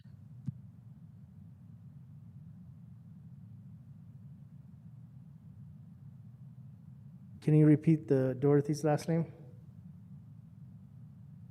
Vigil. Vigil. And then you said who was on WebEx? Sam. Okay. From the union, correct? Okay, so we're going to go to our first public comment with Dorothy Vigil.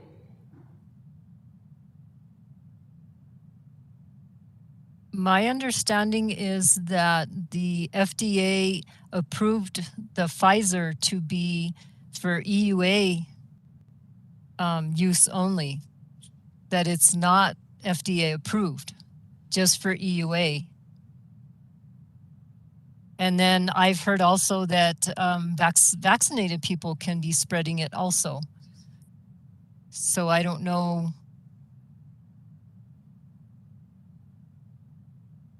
Okay. I don't know if we want to give any comments relative to these questions, but I think that No. So we definitely, what I'm gonna ask is that those questions are answered about as far as the Pfizer vaccine, whether it's FDA approved or not. And then also the other question as far as whether or not people that have the vaccine can actually spread that. But maybe we could do like a question and answer thing on the on the Santa Fe County website or something to the questions that come up here. So okay, was that all that you had, Ms. Vio? At this time, yes, and I appreciate the time. Thank you. Thank you, Dorothy. Okay, next we're going to go to Everett Lovato.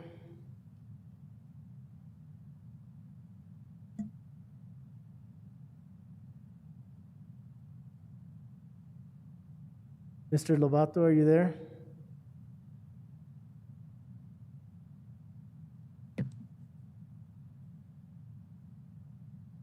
If you're calling in by phone, you may need to select *6.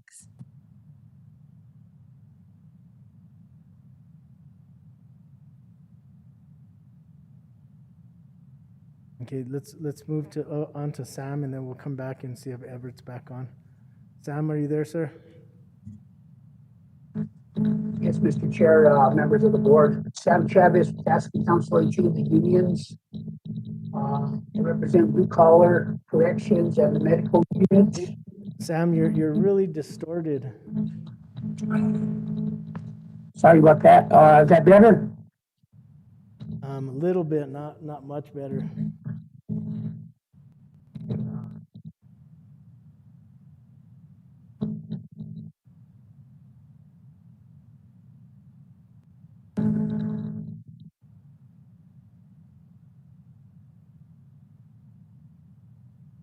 Sam, are you still there, sir? Yes, sir. The county does have to negotiate the effective terms of the policy with the union. The state, when they put up the policy, we did enter an MOU with the state on the effective terms of the policy. So for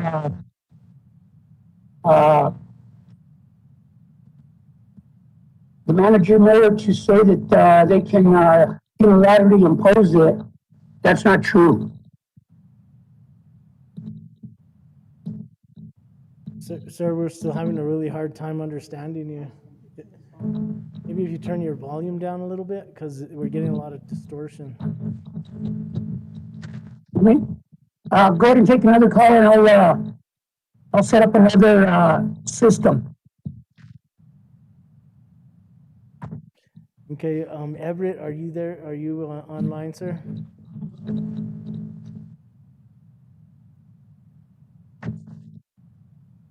Everett? Unfortunately, you're the only one that's online right now. Okay, can you hear me now? Yeah, it's better. Okay. Mr. Chair, members of the board, Santa Fe County does have to bargain the effective terms of that policy. It's not the way Manager Miller said that they can just impose it on us. We did enter an MOU with the state on the terms of the policy for the vaccinations.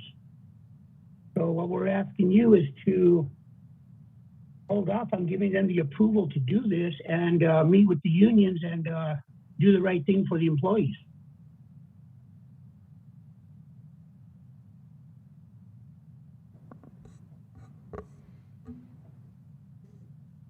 So was that your comment, Sam? Yes. Okay, thank you, sir. Thank you. I'm going to go back to Mr. Lovato. Everett, are you there, sir? Okay, it sounds like we may have lost him, Tessa. Is there anybody else, or was that it? No, Mr. Chair, I did not have any other signups. Okay, thank you, Tessa. Mr. Chair? Yes. I would like to have a comment, if I may. This is Les Francisco.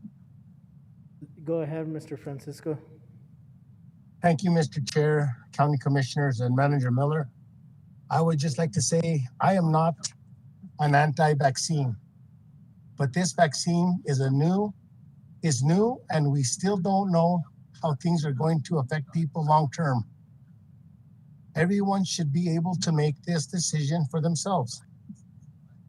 I feel that a mandate is in violation of my rights, and I should not be forced to put in something in my body that may adversely affect me in the future.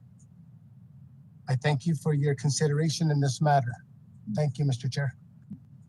Thank you, Mr. Francisco. Once again, before I close public concern or public comment, is there anybody else that would like to make a comment? Okay, hearing none, I'm going to close matters of public concern, and we're going to move on to item number 8, and this is matters from the county commissioners or other elected officials. These are non-action items. I'm going to go to 8A, which are commissioners' issues, comments, including but not limited to constituent concerns, recognitions, requests for updates, or future presentations. I'm going to go Commissioner Hanson. Thank you, Mr. Chair. So I have also a memorial to mention. I did not want to mix it with the moment of silence for the refugees and our victims of Hurricane Ida, but our county district attorney's mother has passed away. Her name was Sally Spencer. She was actually a friend of mine. I had known her for a number of years from Council on International Relations, and Mary Carmack Alterice, his mother, is who I'm speaking about. And so Sally passed away on August 13th, 2021, and she was a sassy, dynamic woman and loved other strong women, and I was really happy to get to know her during the time she was the president of CIR, Council on International Relations. She was a lawyer, she was a journalist, and she was an incredibly generous human being. And she was incredibly proud that her daughter was the district attorney. And so there will be a celebration of her life on at the Santa Fe Botanical Gardens on Saturday, September 25th at 5:15.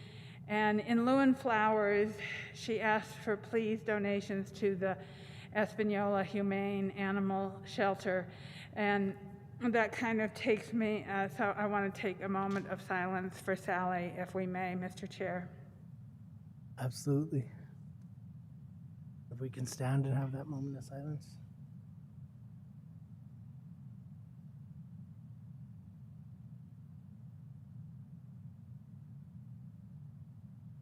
Thank you, Commissioner Hanson. No, I have, so that kind of, the reason I mentioned the animal shelter is because yesterday I met with the mayor, and one of his things that he asked us if we could look into or try and figure out, and I also got just a message from a constituent, was that we do not have 24-hour animal services, veterinary services in Santa Fe County and in the city. I don't really know how to move that forward, but I think it's something that possibly we can talk to the animal shelter about, because not having 24-hour emergency service in Santa Fe County for animals is really serious and causing a tremendous hardship for a number of people. So I just want to bring that to our attention because I think it's something we have to think about. I think we all have animals, and if we're in the middle of the night and we want to have our animals protected and taken care of, the closest place we can go is Albuquerque. So I wanted to mention that. And then I also know that we have all passed resolutions and concerns about WOTUS, which is Waters of the U.S., and this is another opportunity for us to comment, and I would like the county to comment on the WOTUS rule, the new WOTUS rule that is going to be written by the EPA Administrator Regan.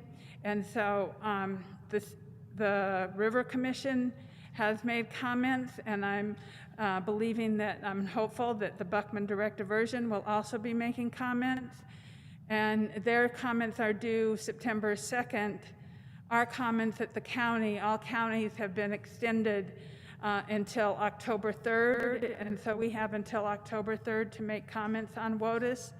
And I believe that protecting the ephemeral streams is incredibly important. So I would like to ask that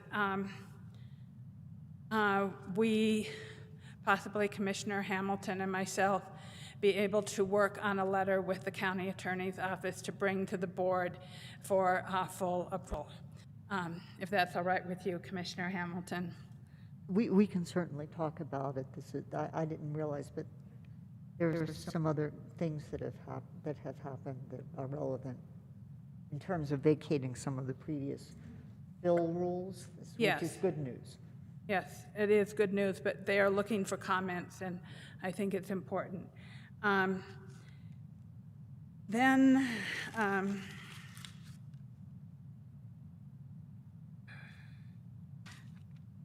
want to say I appreciate the discussion we had on the pipeline.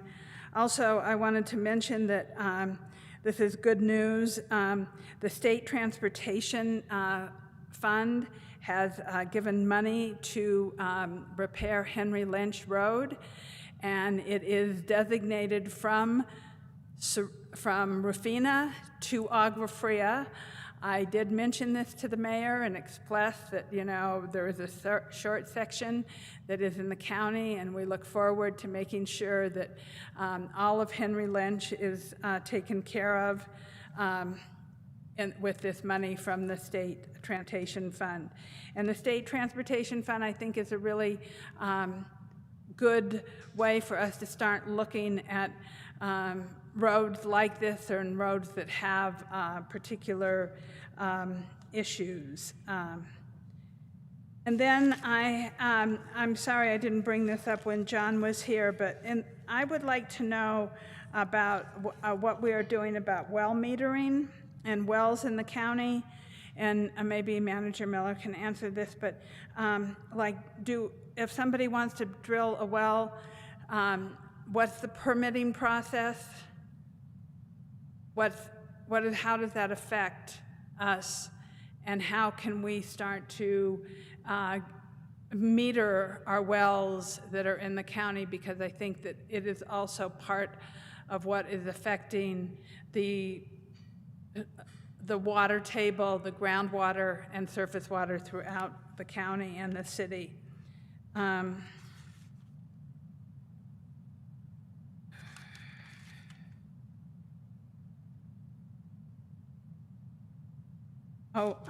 Then I had a very successful coffee and tea under the trees this past weekend with John Dupuy, our water utility. It was a really good turnout, and Representative Tara Lujan showed up, which was also great. And then by happenstance, Deputy Cabinet Secretary Rebecca Roos was having breakfast at Reunity Resources, and she also addressed the crowd, and she has an extensive history in water resources. So that was really exciting. And my last bit of news is that in the paper today, 7 in Santa Fe receive Outdoor Equity Fund grants, And included in that was $20,000 for Reunity Resources. So I was very excited to see that. Some of the other organizations that received money in the county were Global Warming Express, New Mexico School for the Arts, Reunity Resources, YouthWorks, and River Source were each awarded $20,000. And so I was happy to hear that a number of people were given these outdoor equity grants to help with children. And I think that that is what I have at the moment, Mr. Chair. Thank you very much for your time. Thank you, Commissioner Hanson. Commissioner Hughes? Thank you, Mr. Chair. I just wanted to say I appreciated people coming forward with their comments about vaccination, and I don't envy the management of the county, but I think we should leave it in their hands. I just dealt with this at my other work, and it is certainly an emotional and hard issue, and there are feelings on all sides about it. Some people come forward, and other people, keep their comments to themselves. But everybody has feelings about that. So it's hard. But it's important that we keep everybody safe and try and defeat the pandemic as quickly as we can. On Thursday, I'm starting up my monthly meetings hour with Hank for any constituents who want to bring issues forward. At that time, it's at 5:30. It'll be online. I had thought at some point we would go in person, but that may not be for a while. And I also wanted to mention that I have also had comments about people worried about the lack of 24-hour veterinary services in Santa Fe County and having to drive all the way to Albuquerque with their animals in the middle of the night. And so, yeah, I would support if we can figure out a way to have some sort of effect on getting a service here. And finally, another road that got an award from the Department of Transportation was the Northeast-Southeast Connector, which I think means that that project is fully funded at this point, which is important. People are always asking me about when that road is going to be finished or at least started, and so that's good news. So thank you, Mr. Chair. That's it for me. Thank you, Commissioner Hughes. I'm going to go to Commissioner Hamilton. Thank you. I wanted to mention that I won't be doing Coffee with the Commission on Saturday, the 4th, because it's the holiday weekend. And so I'm wishing everybody a really happy and safe Labor Day weekend. Thank you. Thank you, Commissioner Hamilton. And yeah, we do have off on Monday, don't we? Commissioner Garcia? Thank you, Mr. Chair. I also, too, like the individuals that came forward in regards to any issues that any individual or any employee have out there. Please come forward. Appreciate you all coming forward. I also just want to say myself and Commissioner Roybal, actually on the 20th, Friday the 20th, we actually attended an event with Senator Ben Ray Lujan out of the petroglyphs near the border between Hanson and my district, and he actually did walk the petroglyphs, which is in the part of a national park, and he did speak on behalf of getting the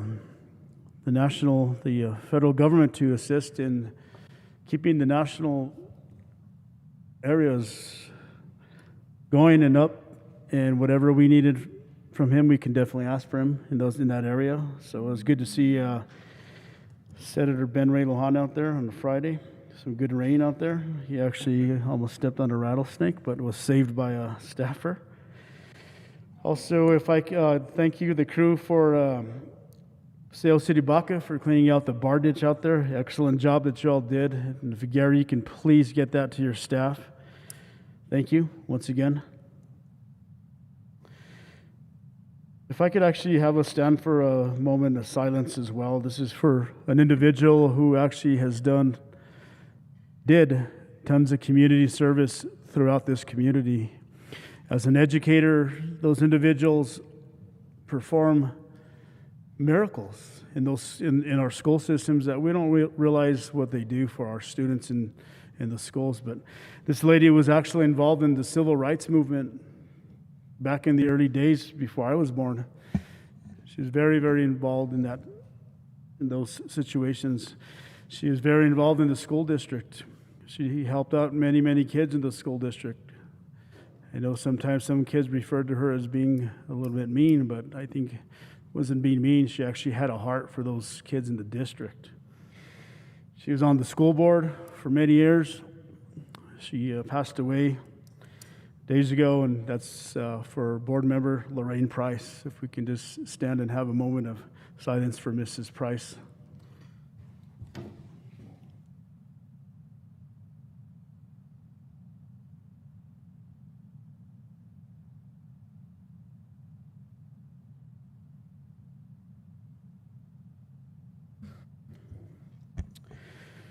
Thank you for Thank you for that, bringing that Mr. forward. Chair, my colleagues, as well as our staff for Miss Price. Great lady. Going to miss her. Thank you, Mr. Chair. Thank you for that recognition and moment of silence, Commissioner Garcia. And also, it was definitely a great event with a lot of people that came out to the petroglyphs. And, of course, I took the scenic route like I like doing, so I went through 25 miles of dirt road before I got there. But hey, it was a great drive, I took the long way. So yeah, it was a great event. I really appreciated the hard work, and I mean they had chicharrones and green chili and tortillas. You just couldn't beat it. So it was really awesome. I think I appreciated the Boys and Girls Club being there, also participating, and went on the hike. It was just a really great event. So I'm really glad I was able to share that with you and be there. It was in your district, but great event. Good job. Also, I just do want to mention that we did have a community meeting that went very well. It was very well attended. We had about 23 constituents there, and we were talking about broadband and infrastructure. Once again, we're probably going to meet one more time, and on this, because I decided to do individual situations that people were asking me about, so that we could see if we can find a path forward. So it was really well attended. I think I had 10 new people there, but about 10 that didn't come. But surprisingly, I had 6 people call me after the meeting and ask me for an update because they couldn't make it. So I think it's the community meetings are going really well. So I just wanted to recognize that.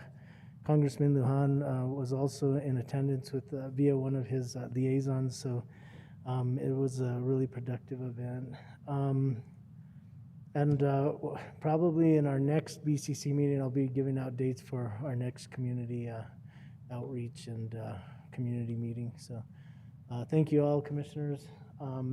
Next, I'm going to go on to our next item, which is item number 8B, and this is other elected officials, issues and comments, including but not limited to constituent concerns and recognitions. And right now we have our county clerk, Ms. Clark.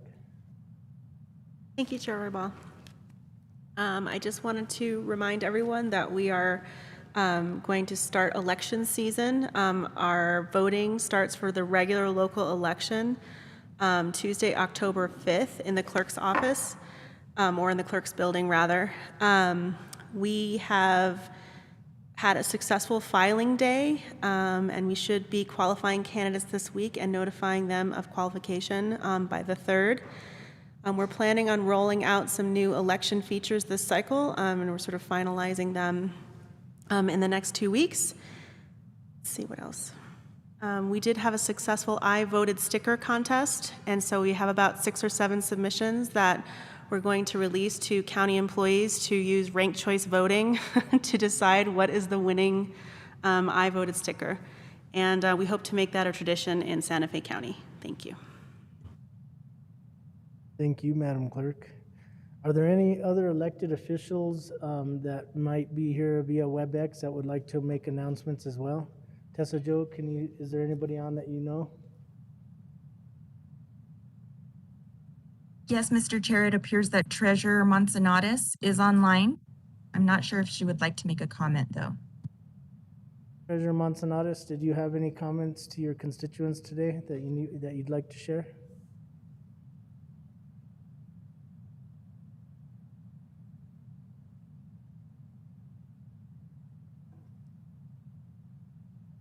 Treasurer Manzanares, are you there? Okay, is there any other elected officials that would like to address their constituents? Okay, hearing none, I'm going to go ahead and close that at this point and go on to item number 9, and this is matters from the county attorney. Attorney Schaefer, can you give us a summary of what we're going into executive session for? Thank you, Mr. Chair. Executive session will be for the purposes of limited personnel matters as allowed by Section 1015 1H2 NMSA 1978, threatened or pending litigation in which Santa Fe County is or may become a participant as allowed by Section 1015 1H. Sorry to stop, but I skipped an item. Too much dabbling around on here, too many notes, but we did skip item number 8C. Sorry about that, and my apologies to Commissioner Hansen. We have an announcement of appointments to National Association of Counties from Commissioner Hansen. Go ahead, ma'am. I am sorry. It's no problem. I think I have mentioned this over the time, but since I got my official letter, and actually there's more appointments than I even actually realized, I wanted to just put it on the record, and I want to also encourage my other board members to join me on some of these committees, or at least attend them when we attend NACO, and hopefully in the annual meeting or in the legislative meeting. As I have shared with you before, I'm on the vice chair of the Arts and Culture Commission. We had a really great meeting of the Resilient County Board for the first time on Friday, and it is a really exciting group of people talking about climate change. And part of the reason the Resilient County Advisory Board was created was a number of years ago, climate change couldn't hardly be mentioned at NACO. So they created this Resilient County Advisory Board to talk about climate, but now climate change is one of the main issues that they do talk about at NACO. So that was exciting. The Healthy County Advisory Board, the Rural Action Caucus, and of course my favorite committee is the Environment, Energy, and Land Use Committee, which I am a vice chair subcommittee. So thank you very much, and thank you for letting me put this on the record. And the theme this year for NACO is to thrive. And so that is the theme of NACO, and that President Johnson has initiated under his term as president of NACO. So let's all think about how we can thrive together in the coming year. Thank you. Thank you, Commissioner Hansen, and congratulations. Okay, so we can go on to item number 9, matters from the county attorney. Sorry about that, Greg, if you could give us a summary. Thank you, Mr. Chair. Again, executive session is requested for purposes of discussing limited personnel matters as allowed by Section 1015 1H2 NMSA 1978, threatened or pending litigation in which Santa Fe County is or may become a participant as allowed by Section 1015 1H7 NMSA 1978, and discussion of the purchase, acquisition, or disposal of real property or water rights as allowed by Section 1015 1H8 NMSA 1978, including 1, right-of-ways for county-maintained roads within exterior boundaries of pueblos, 2, executive management personnel matters, and 3, real property interests for solid waste convenience center. Okay, thank you, Mr. Chair. Attorney Schaefer. Commissioner Hansen? Hamilton, sorry. I'd like to move we I go haven't into done that in a executive. while. No worries. It's really because we look so much alike.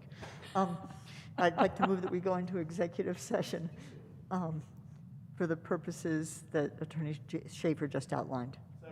So we have a motion from Commissioner Hamilton and a second from Commissioner Garcia. Can I get a roll call, Madam? Yes, Mr. Chair. Hold on. Got it. Okay, Commissioner Anna Hansen, Yes. Commissioner Hank Hughes, Yes. Commissioner Anna Hamilton, Yes. Commissioner Rudy Garcia, and Chair Roybal. Yes. you Thank so you, much. Madam Clerk. Thank you, Mr. Okay, Chair. we're in executive session. And we do have another item to return to, a public hearing. So we'll be back after 5 sometime.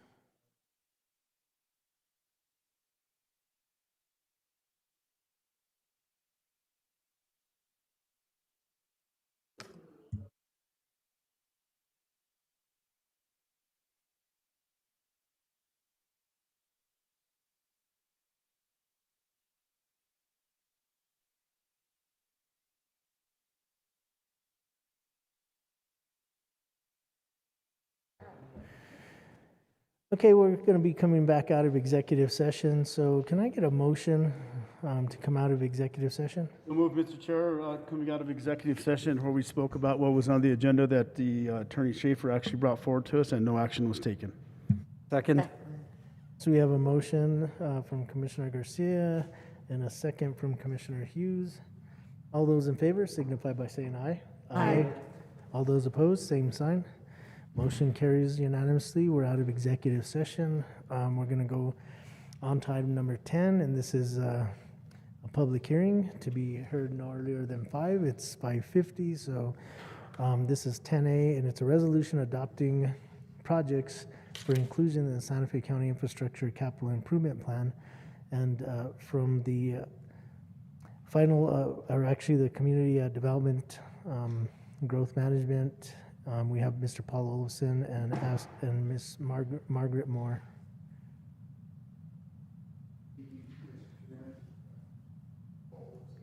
Could you, Turn on the mic. yeah, but it's not coming through.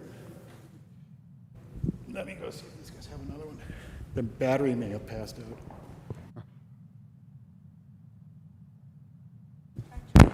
Yep, okay.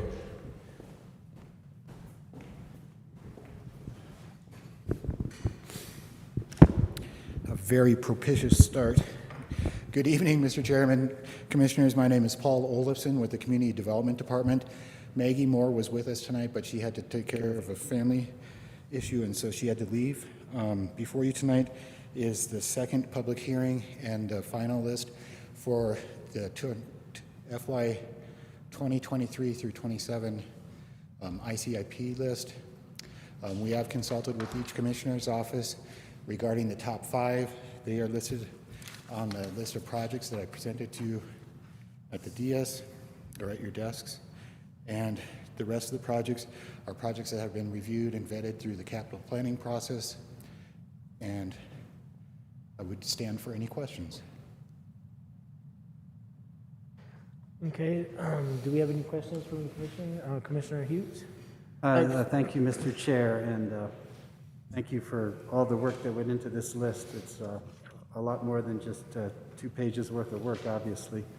I was just wondering what the process should be going forward. As you know, one of my constituents reached out to me last week and said, oh, there's this project that used to be on the ICIP and it's not on the ICIP anymore. You know, the water project on that road over there by Dinosaur Trail. What would be the process for, you know, without disrupting what we've set forth, which is a really good process, but, you know, getting that eventually on the ICIP so that it could be funded at some point when it's appropriate? Well, Mr. Chair, as I mentioned earlier, or Mr. Chair, Commissioner Hughes, as I mentioned earlier, we do have the capital planning process, and that has various subject matter experts from throughout the county who meet regularly and review proposals and then provide an evaluation of the proposal and of the project and a ranking. And so you'll see on the project list I sent out, there is a total score column towards the right-hand side of it, and that's the result of comparing it against various elements of the county strategic plan. You know, is it health and safety? Is it transparency in government, et cetera? So the next time the committee meets, that project can be reviewed, and then the next time the board opens discussion on the ICIP process, that project can then be considered for inclusion. So I'm anticipating that there'll be other projects as well who are probably thinking, oh, we'd like to go for some funding through the legislature this year. So would it be appropriate to open the ICIP process, like say in December or something, to add a few more projects just to get them on the list, as long as they had been evaluated by the experts and rated as, you know, worthy of being on the list? Yes, Mr. Chair, Commissioner Hughes, that is definitely a possibility. We did do that last year. So long as we have the proper amount of time and resource to, you know, accurately vet these projects, I think that's an option. And if there are projects that come in after that, we can then include them for the next year's cycle. Right. And this is an annual cycle, and this list kind of rotates. You know, some projects come on, and then some get funded, some get partially funded, and hopefully, you know, as over time we kind of move them through. And sometimes projects get funding from different sources. This is only one tiny, not tiny, this is one chunk of the full spectrum of funding opportunities. So just because a project is not funded through this or is not on this list does not mean it can't be funded through other sources. And it also has no guarantee that it will be funded by the state. So that everything here is not a guarantee that it's going to be fully funded in 1 year and then completed. Right, I'm pretty familiar with the capital outlay process from other work at the legislature, but sure. That's great. Thank you very much, and that's my question, Mr. Chair. Thank you, Commissioner Hughes. Commissioner Garcia, did you lift your hand up earlier? Yes, Mr. Chair, thank you for the work staff did. A couple of questions. Item number 49, I talked to you earlier, Paul, about that. That is not in District 3. That actually belongs in Commissioner Hughes' district. Item number 5, number 10, and number 54 is basically for some bulk water systems off of State Road 14, which both my district as well as Commissioner Hughes' district actually would share if it does get funded. I guess my concern about that is we're requesting 3 bulk water systems, one an update, one a new one at the Quill plant, and one at Turquoise Trail, all within a 1 mile area. Isn't it better just to create one bulk water system that handles just residential, commercial?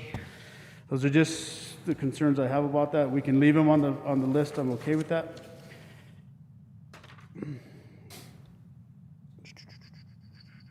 In regards to the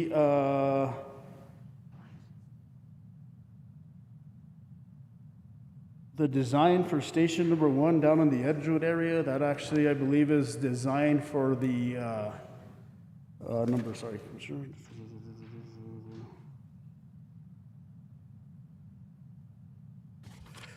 So, Mr. Chair, Commissioner Garcia, on the bulk water station, we had a conversation, and I think there might be,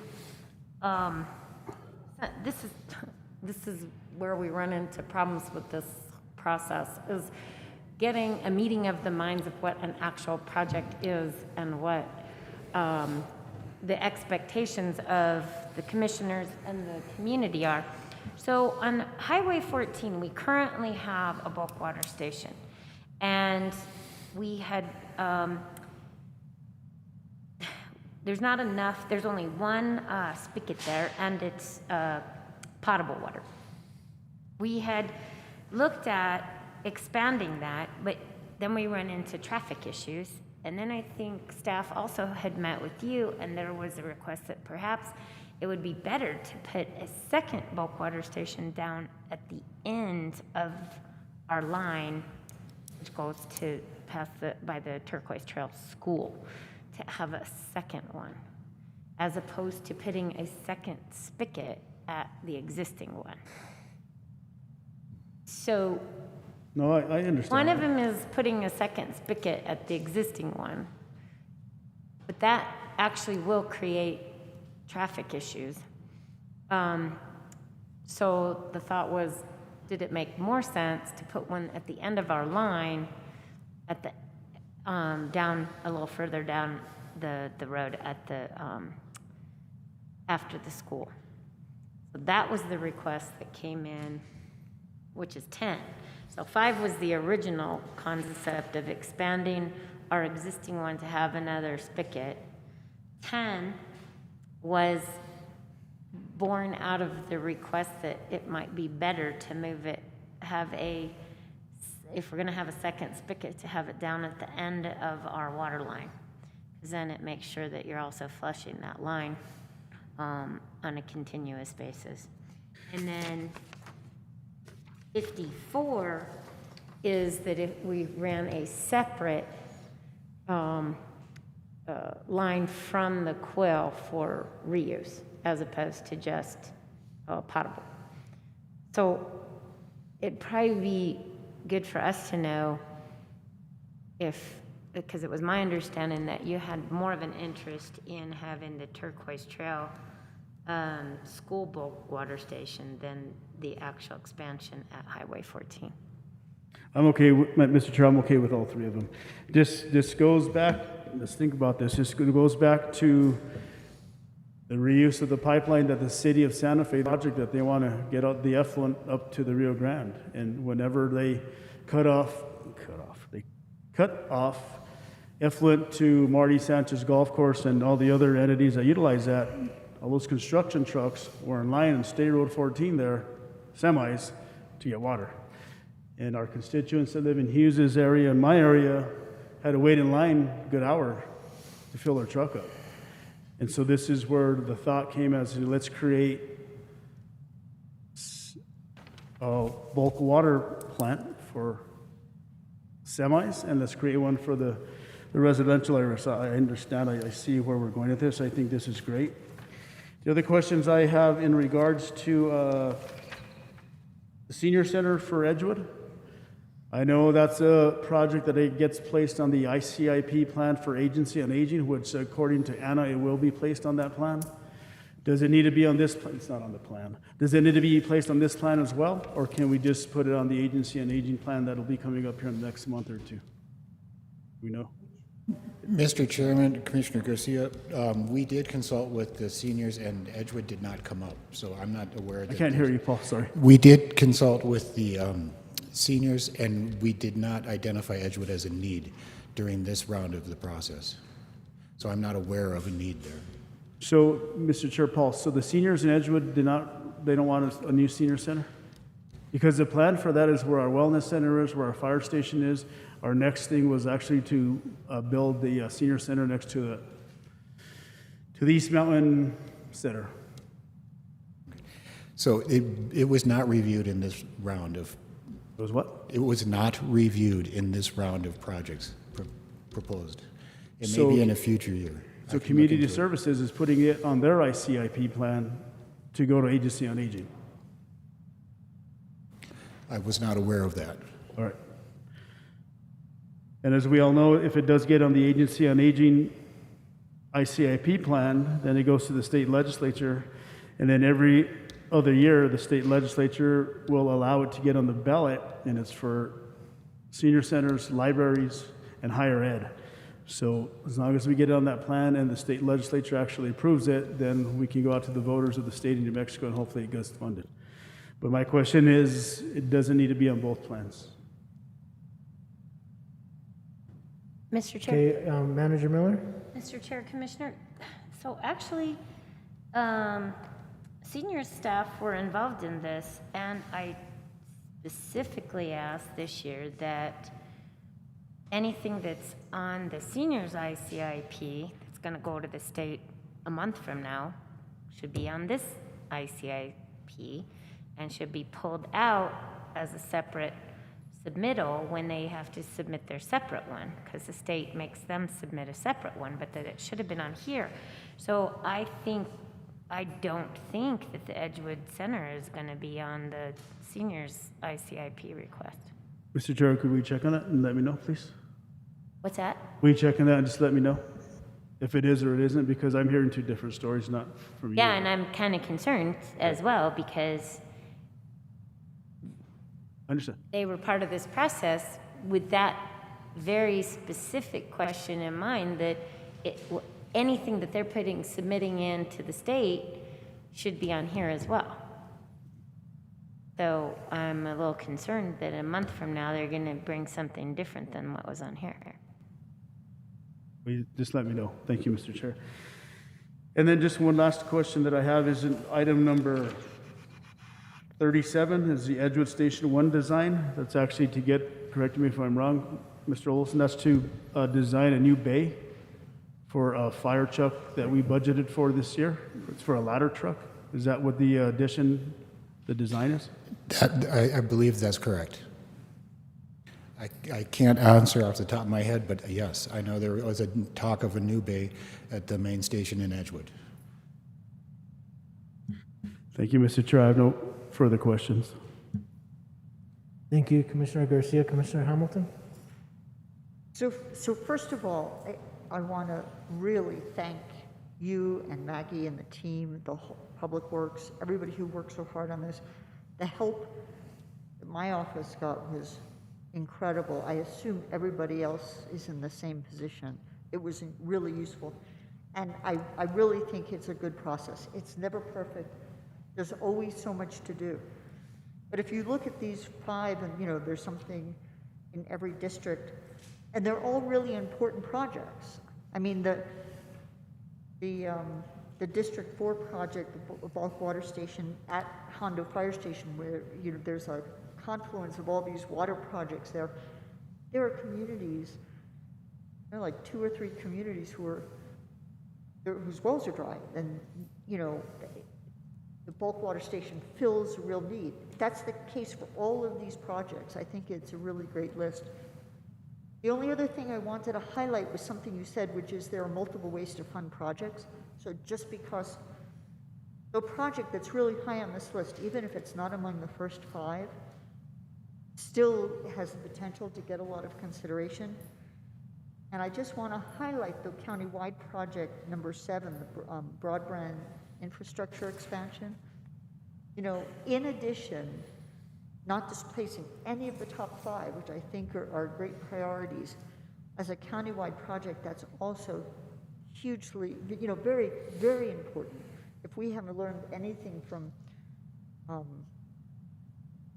the year and a half marching on of COVID, is the importance of having, broadband accessibility. And you guys have done a great job developing that project as well. And I just really wanted to point out, there's, no changes, but it really would fill a tremendous need. So that's it. Thank you. Thank you, Commissioner Hamilton. Any other comments, or Commissioner Hansen? Thank you, Paul, for all your work on this. And Maggie, please thank her also. So I just had a few questions. How come the sewers rate only at 38.5? Is that a high number or a low number, or give me some? So, Madam Chair, Commissioner Hansen, or Mr. Chair, excuse me, Commissioner Hansen, the evaluation process considers many different elements, and it then provides a ranking. It's a kind of an algorithm that we run through, and we ask different questions of it, and how does it support, for example, a healthy community, a safe community, transparent government, and then various elements within that. So by running each project equally through that process, that comes out with a numerical score at the end. It's not a reflection that the project's important or unimportant, or that it's beneficial or non-beneficial. It's more about how does that particular project influence or impact the strategic plan elements. So the numerical score does not make or break a project. Okay, and then what about the yes or no, basic need? The what? The basic need has yes and no.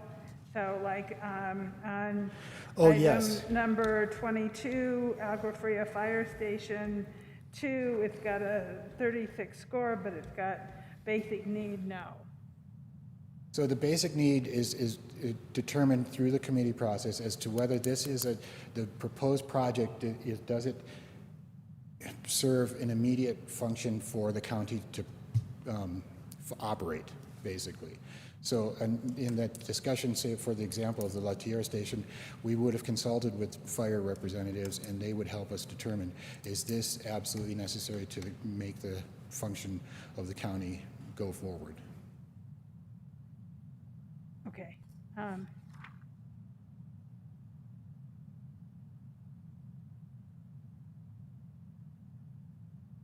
That was all my questions. Thank you very much. Thank you for your hard work on this. Thank you. Thank you, Commissioner Hansen. Okay, are there any other questions? Okay, seeing none, thank you, Mr. Olofsson, for your presentation, your hard work. Please make sure you let staff know. Did you have something else there? Sorry. Go ahead and continue. Okay. And Mr. Chairman, as I forgot last time, this is a public hearing. Yes. Okay. So, but that was it, so that I could go to the public hearing? Okay. Yes, I just didn't want to skip it like last time. Okay. So, is there anybody from the public that would like to speak in support or opposition of the ICIP list that we have, or any concerns? Once again, I'd like to ask if there's anybody from the public that would like to address the board relative to this item that we're discussing. Tessa, Joe, do we have anybody online that you can see that might be a call-in or otherwise WebEx?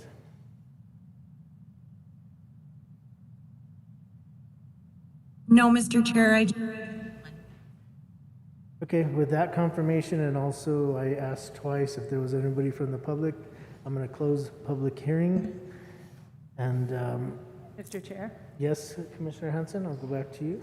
I would like to make a motion to adopt projects for inclusion in the Santa Fe County Infrastructure Capital Improvement Plan for fiscal year 2023 to 2027, authorizing submittal or plan to the New Mexico Department of Finance and Administration and replacing Resolution 2020-63.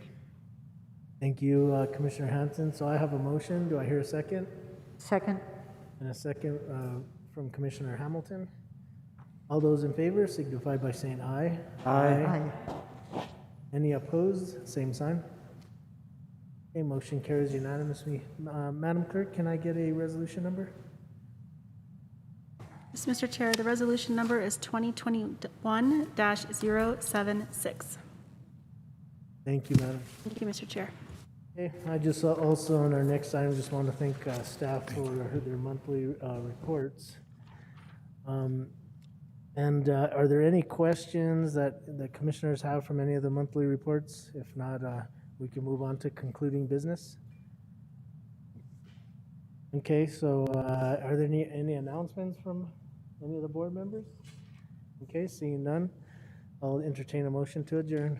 Mr. Chair, I move to approve. I move to adjourn. Second. Thank you. We move to approve adjournment. I And move we to have a approve second. adjournment.